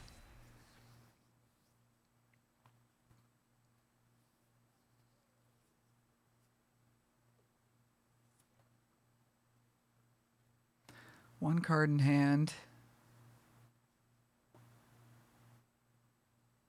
Diver Scab thinking about getting in. I think we just block with Gluttonous Guest if they do that. All the other creatures don't have favorable trades here. Like Fellstinger just trades a Celebrant. Feels like we kind of want that. They're going to come in with it. So maybe they have a way to get it back. They might have like a... they could have Undying Malice here. But do we just want to take 3 all day on the chance that they have that? That was a really good reason to make this attack. And they just sack the Spirit and draw more cards. Whatever they want to do. I think we do make the trade, though. Plus, they lose 2 life on that exchange, which is actually good for us. Okay. Celebrant down. Fellstinger down. Nothing else. Okay, cool. All right. Well, I feel a little bit better about that. All right. So, point of discussion plus Desperate Farmer is a play we can make. I think we probably want to play Desperate Farmer before we attack, in case they have a way to kill Courier Bat in combat or something. Like making a token at instant speed and trading. So I think we'll do that first. And in theory, we should play point of discussion first, though, because what if we draw something sweet, right? They can syncopate for 2. Okay, so maybe we'll do that.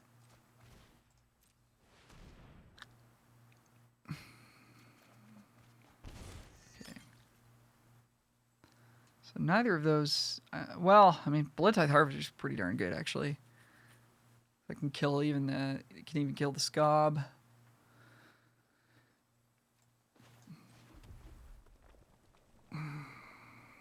Can't cast both spells, though, because of the way we tapped our mana, so I think we'll go with the Desperate Farmer.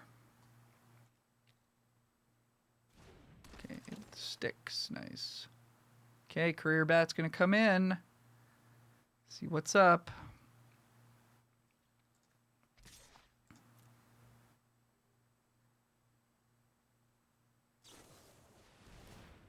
Nice. Okay, so they're going to lock the farmer down. They're going to double block. It's going to flip. Yep. Okay, I like that play. I think that's pretty cool. We will eventually get it back.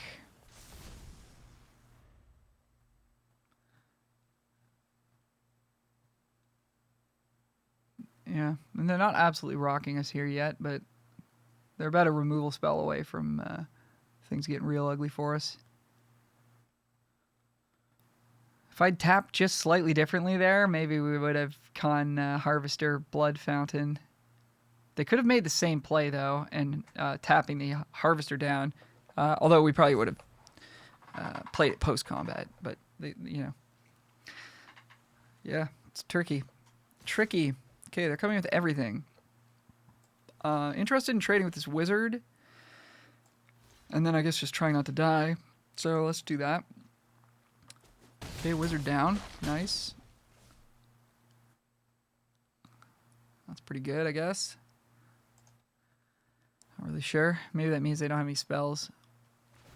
Okay, return Persistent Specimen. That's fine. Draw a card off of the Lancer. No, Skull Scab. Okay, make it 2/2. Yeah, they got a lot of that going on, eh? Okay.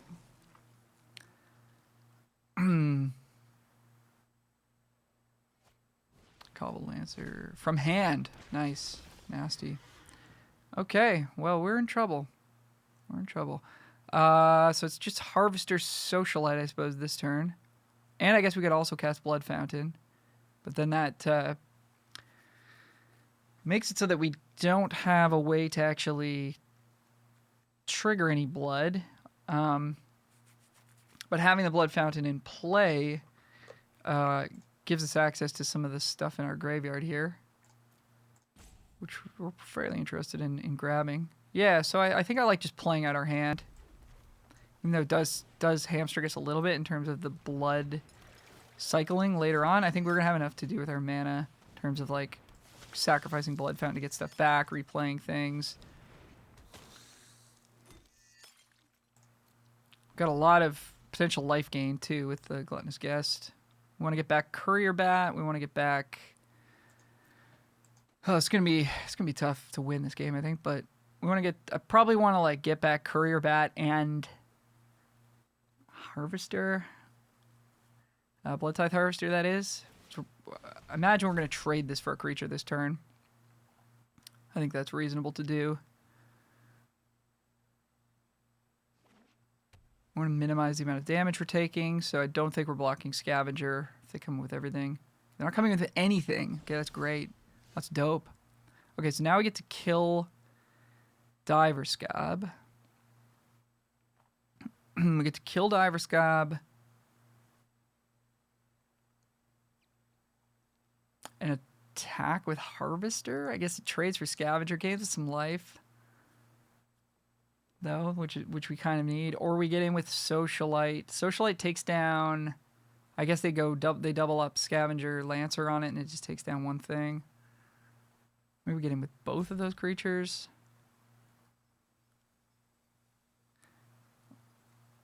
I think we're certainly taking the Scob down. It's the scariest thing they have on the board right now.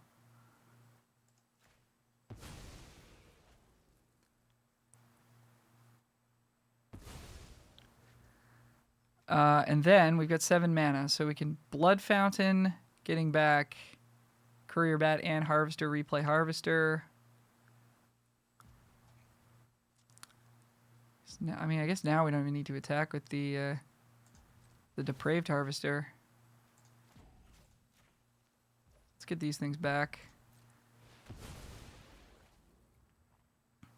Kind of want to get Courier Bat into play just to get a clock started, but it's probably correct to play Blood Tithe Harvester to manage their board a little bit better. It's like next turn we can kill the Scavenger, and then we're really starting to do it. Then we can attack with Depraved Harvester and Socialite with Menace and stuff like that.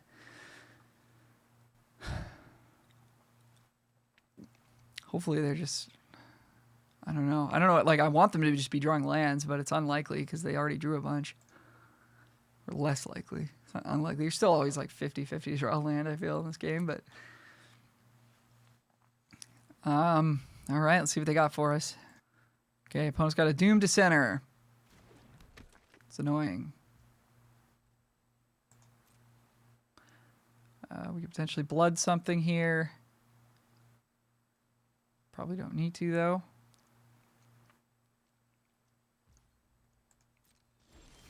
Okay, land is nice to see. So let's blood that away right off the bat. That way we gain a life and we know our Courier Bat's good to go.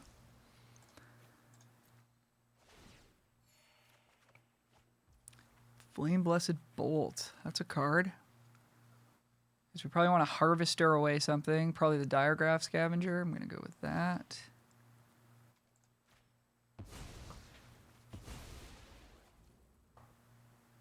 Let's go ahead and get that back.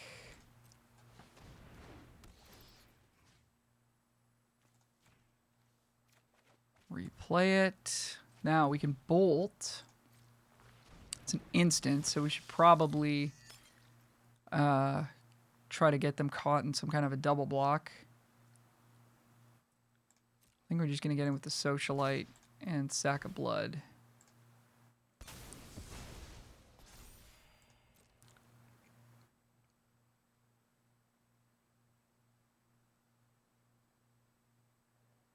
Put Lantern a token in front. That's pretty good, actually.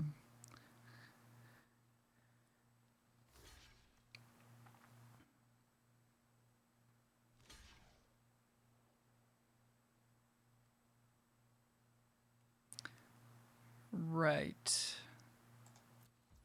Probably still just want to do this. This thing attacks for 5 minutes next turn again. Would have liked to have gotten a Dissenter or a Specimen or whatever with it, but... So we give them a card in hand, but, I mean, we're gaining control of the board here, which is nice. And even if they have... Well, I don't want to speak too soon, but, like, this can kill almost anything right now. So that's kind of exciting as well. Whew, what a game.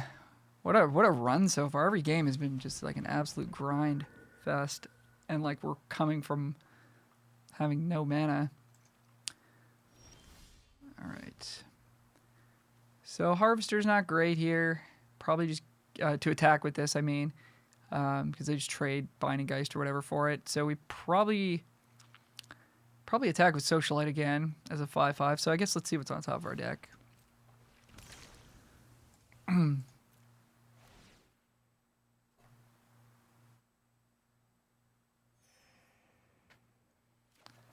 Another land. Yeah, I mean, we'll keep cycling until we see a good reason to not. Because if we pull another Bolt or a Braid or something, it makes their blocks really awkward.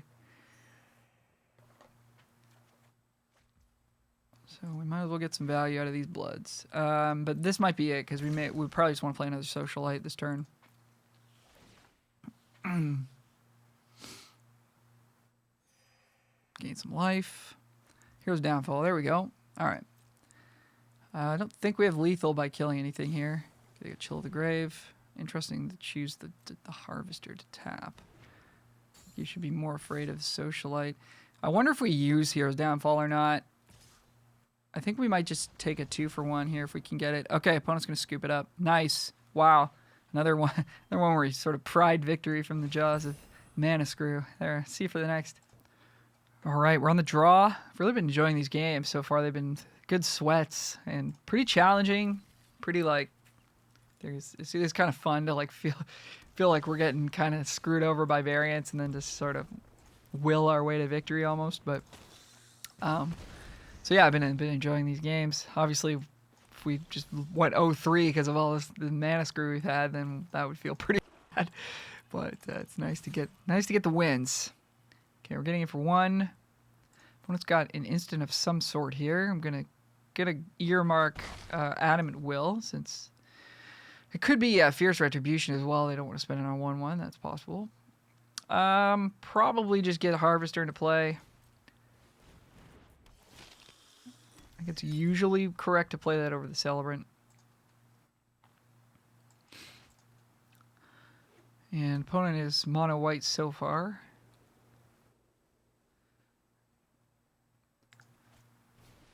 Welcoming Vampire. Hello.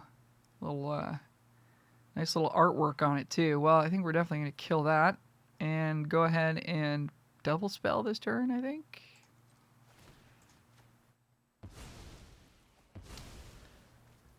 We could Pointed Discussion Epicure, or we could Celebrant Epicure.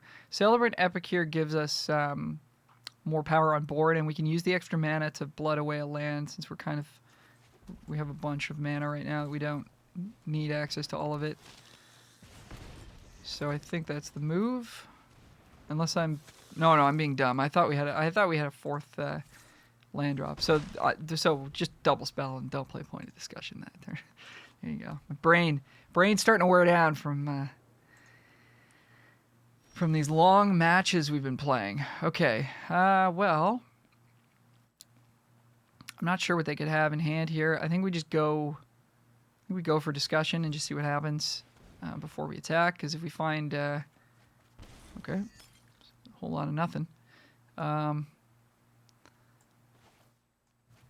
could like pretend like we have Flame Blessed Bolt. I don't think it matters though.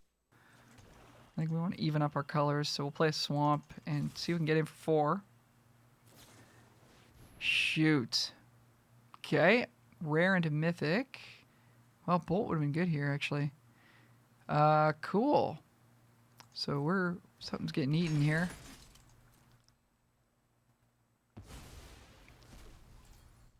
Our Blood Tithe Harvester. No. Okay. We'll go to 14. They can start making 1/1s off of this. Yeesh. Hero's Downfall would be a good one right now.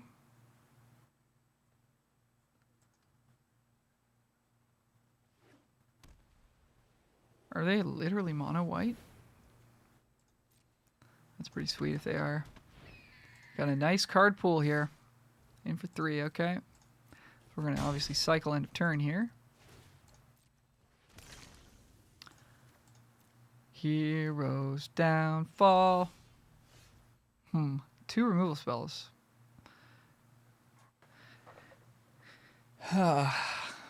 Like to see them, but neither of them kill the Protector. Both of them together do. Is that a route we want to go down? It's a human, right? It is. I mean, we need to kill this Heron as well at some point. I think we're going to blood one more time. Okay. And this is on cast. Whenever you play a land or cast a spell. And we don't get this back if it does die. I mean, them getting 1/1s every turn is really, really bad for us. I will say that. But also, us trading 2 cards for 1 is really bad. We do have some blood to get us back in terms of... Yeah, huh. I don't know.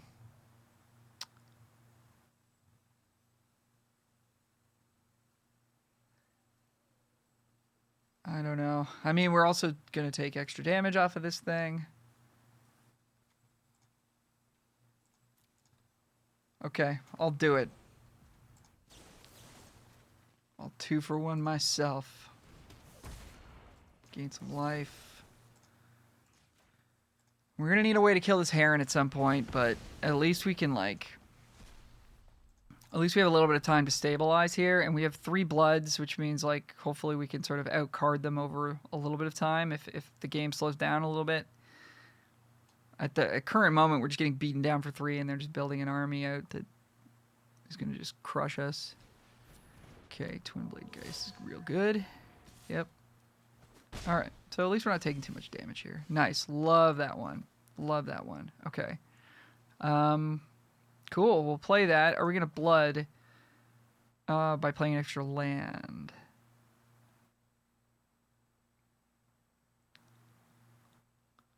I think so. I think so. We do want to have 6 mana. So let's... Yeah, I think we do want to have 6 mana for our Cemetery Desecrator. So let's do that. And play this. And we don't even care that we're flooding because we have so much flood protection. Pass it back. If they attack with Twin Blade Geist... So they never showed us what that instant was they had on turn 2. So if they attack with Twin Blade Geist, it could be Adamant Will still. I think they really are mono white. So it was Fierce Retribution. Okay. Yep. Okie dokie. Alright, so we could double block the Geist. Lose both our things. They get the Geist in the graveyard and they can put it on the Heron and start going to town. Or we just take 2 off of it. We're taking 2 off of Heron, so we're going to 14, so we're going to 12. I think we can take a hit this turn. There's a reasonable chance we draw something that can block that. Hey, like this guy. These 2 gals. Yeah. All right. Let's filter. A Braid. Oh. Love it. Okay. So we kill the Heron right now. That spends our mana pretty inefficiently. So I think we play the Celebrants. We try to block the Geist. And And then, you know, if they go ahead and put it on the Heron post-combat, we've got a Braid for it after that.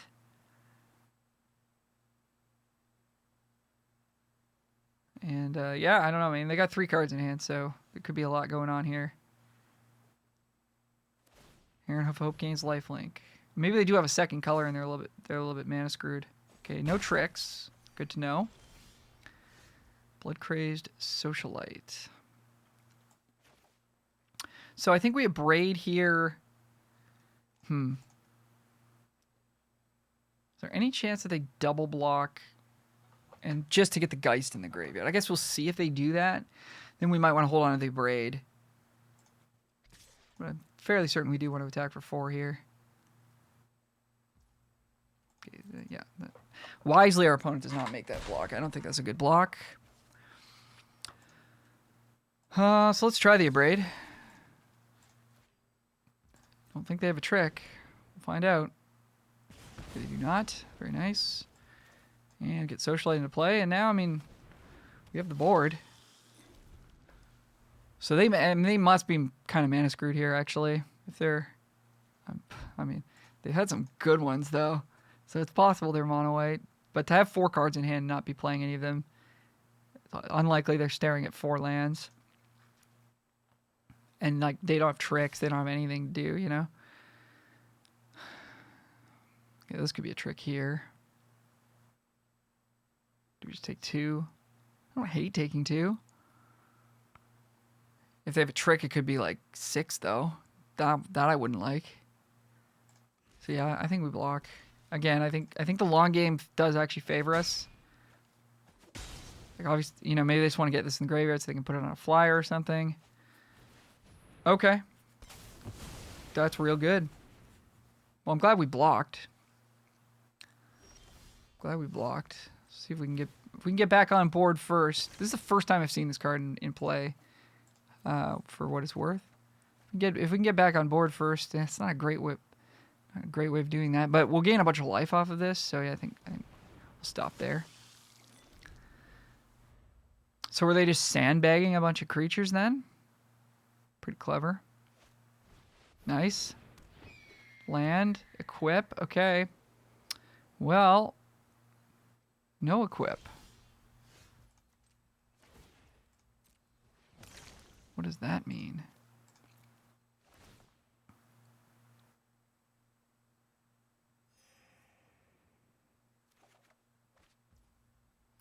Kessig Flame Breather.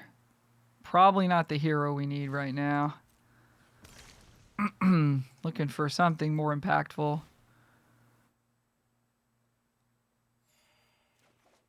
Like that. That's a card we like. If only we could cast it right now.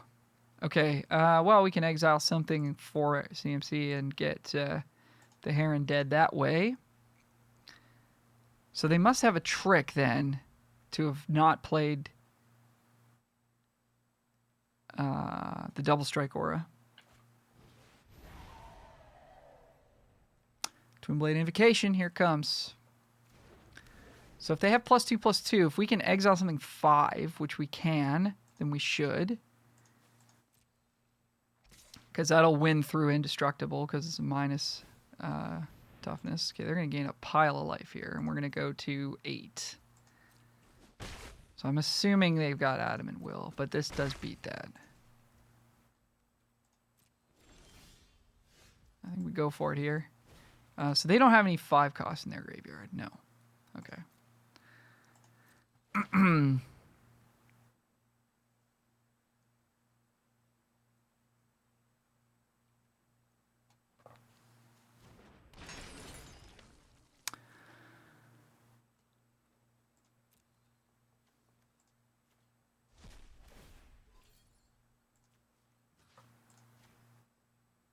-5.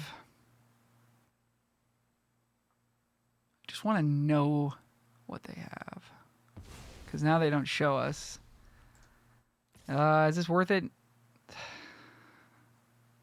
If they draw like a mountain and play the 4/2 haste thing.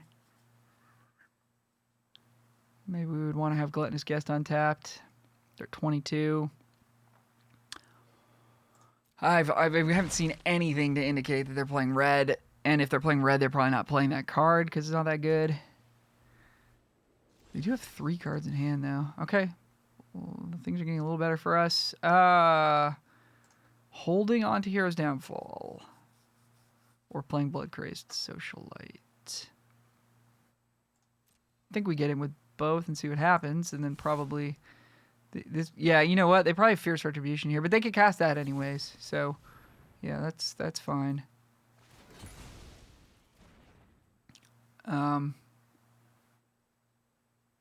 And we will exile something, I think.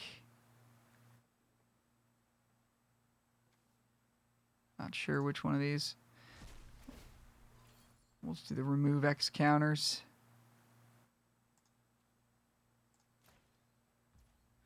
All right. And I think we get Socialite in play. I mean, this is an excellent clock.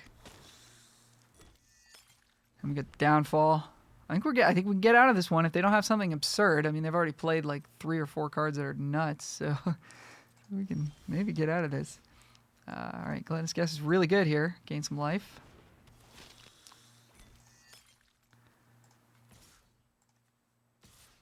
Jam. Definitely sack blood. Another Fierce Retribution would make some sense here. Looks like they don't have it though. Wonder what they have in hand. They can't possibly be 2 colors. I've drawn all of their 1 color of land. Okay, another Heron. Nice.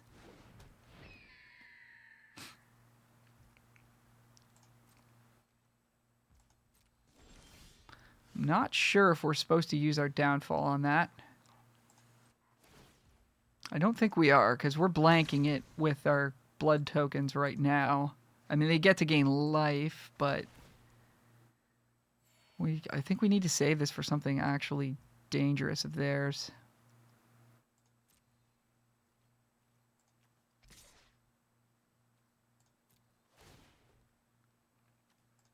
We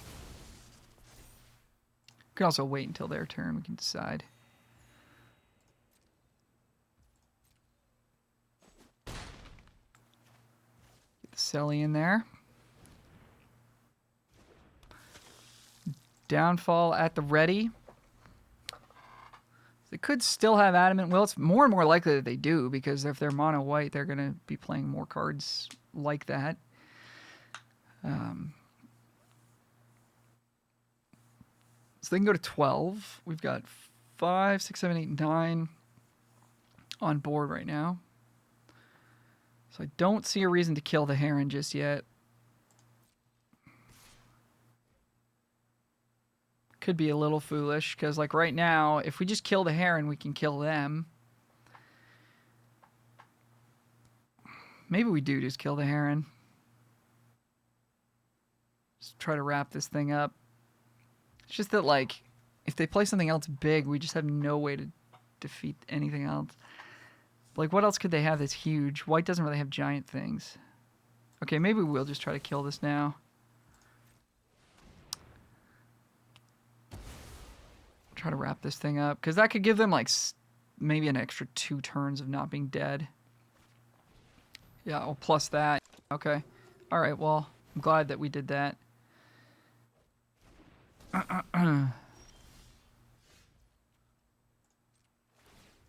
Cycle the lands. We only have 8 cards left, eh? Is one of them going to be Blood Fountain? 7 cards left. Blood Fountain would be great. Blessed Bolt. Okay, well, Socialite's going to get in there. Definitely going to sack. Now they are dead on board, because even activating Minister doesn't do it. So they need a second creature to block. Hopefully it's something we can kill, and we can move on to the next game. Hopefully. See what they have. Nothing. All right. Another one where we felt like we were probably fighting through it the whole way, but we got there. See you for the next. Opponent goes first. We're looking at a real nice one here. 1 drop. Our choice of 2s. Gonna have a lot of blood generation this game.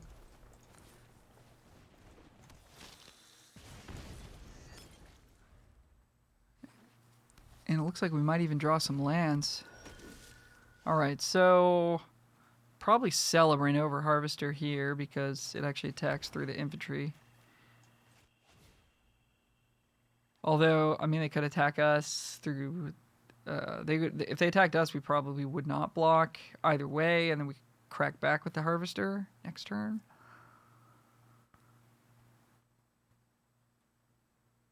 And Harvester might actually get through like a 3 toughness creature. Okay, yeah, I guess I like Harvester a little bit better. Plus gives us more blood.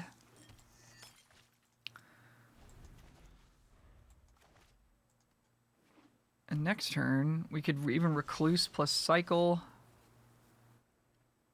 Or we just play Gluttonous Guest. Don't really want to trade Harvester for Infantry here. So yeah, this is kind of what I was thinking before. Well, we don't really have anything we actively want to cycle away, so I suppose we could just play Guest.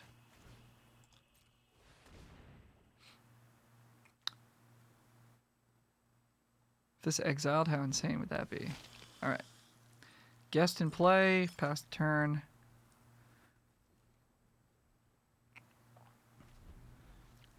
Something instant speed in their hand there. Keep that in mind. If it were a combat trick, they probably would have attacked though last turn. One would think. Okay, Shield Basher's not that annoying because we have Harvester to kill it. And we draw Socialite. Okay, I think we just kill. I think we just use this. This card's really annoying once it gets going. But getting to kill it for 2 mana feels good. Yeah. Then we got Socialite. We're attacking for 5 next turn. I dig it. Another mono white player.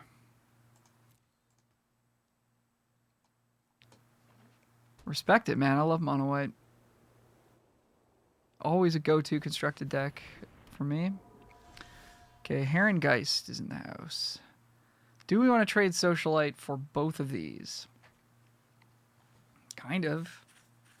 They both have a value. They both have value from Beyond the Grave, which is a little irritating, but and then they could get 2 spirits and then put the thing on it. I don't like that, but I mean that's gonna take them a couple of turns to assemble that. In the meantime, we are playing Recluse and Celebrant and trying to beat down that way.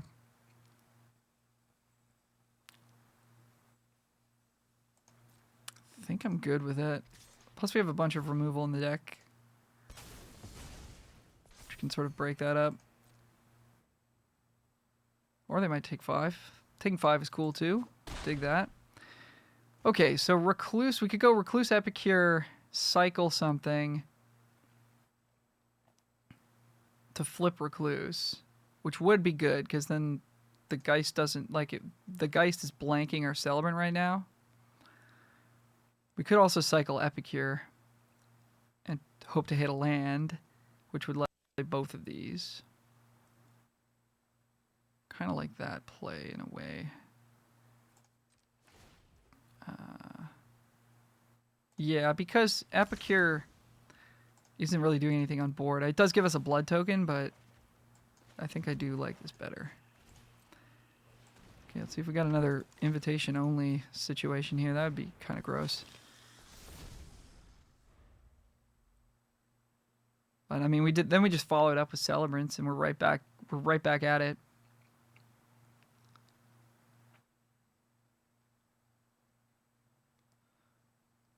Okay, Circle of Confinement coming down, taking the Odious Witch away. And we got a pair of Celebrants in hand here. Yeah, so I think we make the same attack as last turn and then play a Celebrants. And hopefully we can kind of close the door on them being able to actually do anything, because it'll take too much time and mana for them to actually assemble all this stuff. They could have a trick here. That'd be nice. We could have removal, but now they can't really play around that. Oh, Valor Stance. Okay, sure. Yeah. That's good.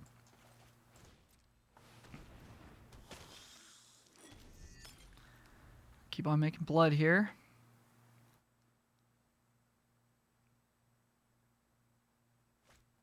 Scourge's Imprisonment. Yep. Let's try it again.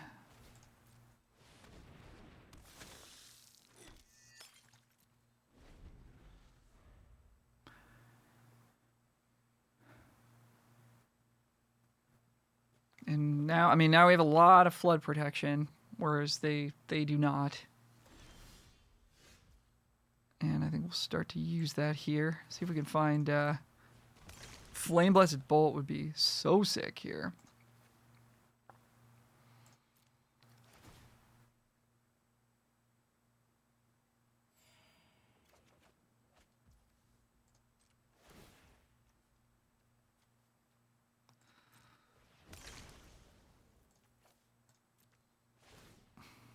A Braid would also be good. All right, using that flood protection.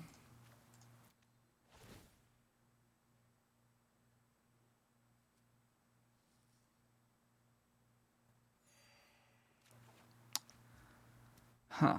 Okay, so we can't attack with Celebrants. If we want to cast Blood Petal this turn, we don't get to attack. If we want to keep looting, which might actually be the move, because Celebrant really doesn't do anything in this situation. We're looking for Desecrator. We're looking for Bolt. I think we pitch the Celebrant, and if we find a Braid, we can potentially cast it. If we just find Desecrator, we'll just wait till next turn. Bolt. Oh, baby. All right, so we have the potential to do this inside of combat, which would give us the 2-for-1. If they have the trick, we get kind of blown out, though, if it's like an Adamant Will or whatever. So I think we just go for this right here. And then if they have the trick, we know we're not supposed to attack. And it also like doesn't get the Geist into the graveyard, which they don't necessarily want that, but it is like now they just can't block it all, right? So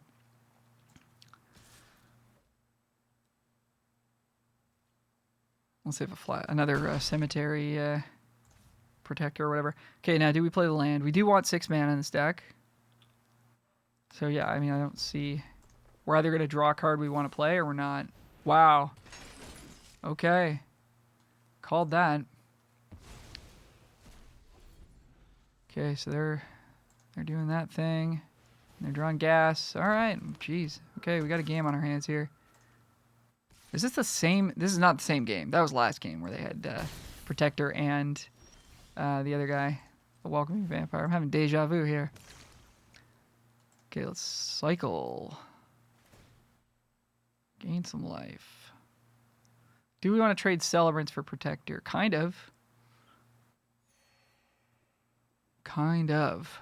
Parasitic Grasp. That gives us like a 2-for-1 potential.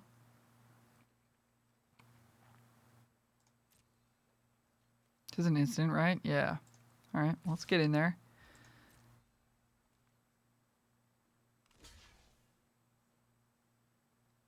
Oh yeah, that's a good way to block. I think we just trade then. I mean, we could potentially save the Celebrants. But then that like opens us up to getting Adamant Willed or whatever. Saving Celebrants would be really good though. It's very good on this board once this Protector is gone.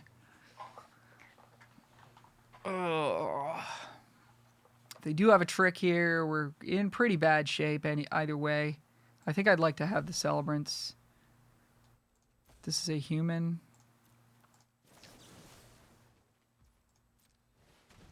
I think I would like to have the Celebrants alive, if possible.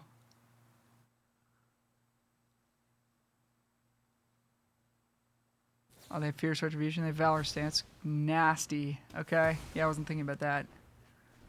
Wasn't thinking about that. So we were gonna lose our guy either way.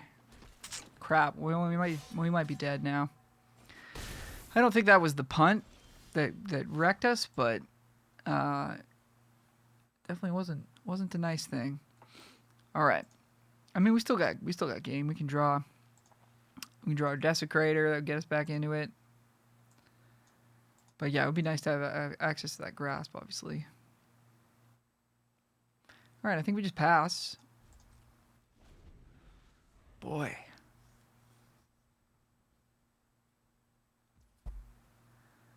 And probably see what they want to attack. Yeah, they want to do some stuff here. Okay. Well, I don't really want the infantry to go to the graveyard. I think we're cool with the Geist going to the graveyard though. 5 damage is kind of a lot. We don't hate getting a blood token either.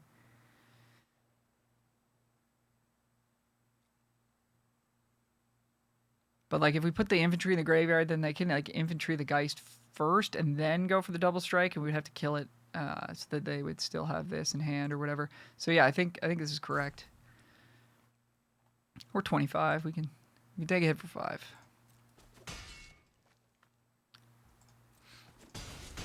Just hopefully find our mythic rare here. Griff Rida. Sure. Land, equip. Yeah, I mean, we have to kill that. Kind of glad that it's on the Rider and not the Geist, because now they don't get to reactivate this from the graveyard. Courier Bat. Huh.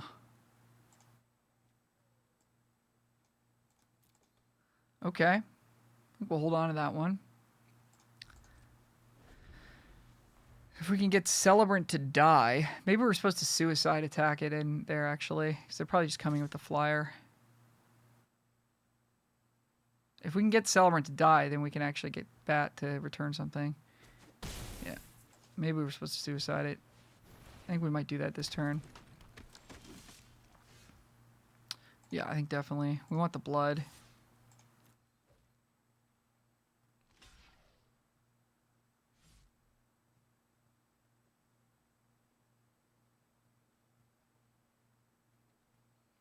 Block it.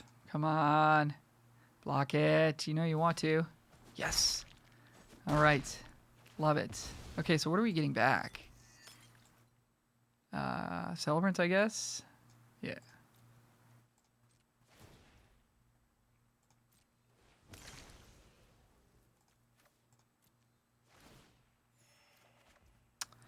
Hero's Downfall. Huh. I mean, we have to use the Courier Bat this turn, otherwise we don't get value.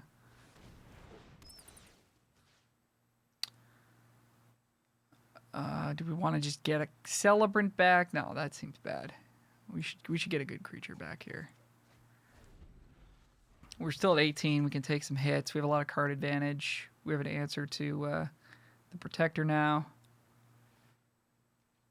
Getting closer to hopefully drawing something useful.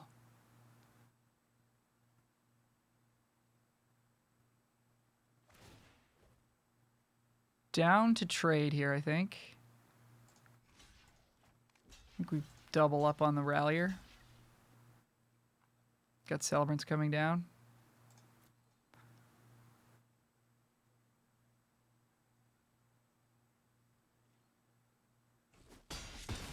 Man, these games have been crazy. We're at 2.5 hours of video here. This is like the longest draft ever. Ugh. Well, I mean, we are in trouble here. In a way, we're at 15. We've got some amount of blocks going. We've got Hero's Downfall. Is it time to just go pointed discussion? Try to find something better. Celebrants is cool because it blocks Protector, but Gluttonous Guest also does that. So I think it's time to do this. Try to find some action. Okay. Bloodcrazed Socialite. We can put that into play. That blocks. And doesn't really block anything. Need to get rid of this Herrengeist.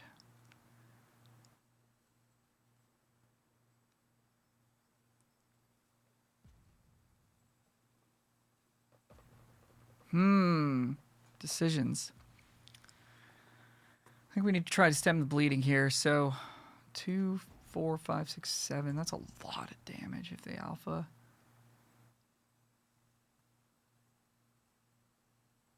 Feels like we're playing the land and maybe cycling the Socialite to try to find the Desecrator. I think I like that play. And I think we're our heroes downfalling the Geist this turn. I mean, we could also have killed the Protector. Jeez. Oh, man. How many mythics do you guys have? Okay, so does that exile anything? Exile to 1 target creature. Frig. Okay. Okay, well, I guess this is all happening. We don't get to respond to any of this in a meaningful way. They're gonna pump that thing up, eh? Yeah, I mean, all right. I think we're gonna downfall the Protector. I don't know how we're beating Savior of Hollenbach though. That's gross. I think we gotta downfall the Protector though. We gotta protect our life total here. Go to blocks. We're taking 7 here. And I think we are going to cycle the Socialite. But like next turn this gets going. So we need to draw Cemetery Protector. Or whatever our guy's called. Kill this. And I think we still might be dead to just what they have on board. Unfortunately, they just got a ton of 1/1s. Is there any reason to take Socialite or to cycle Celebrants instead of Socialite if we were to draw like a 3-drop card? We've used both Abrades, I think. No, we've used 1 Abrade. There is a world where we draw like an Abrade, we kill the Geist with it, we play Celebrants, but then we're just dead to this. I don't know, there's probably a reason why we're supposed to do this, but I'm not thinking of it right now. Oh, man. Okay. Yeah. Sadly, that's going to do it. Let me know in the comments if you saw any lines here that we could have taken differently in this game. Blood Fountain. Yeah.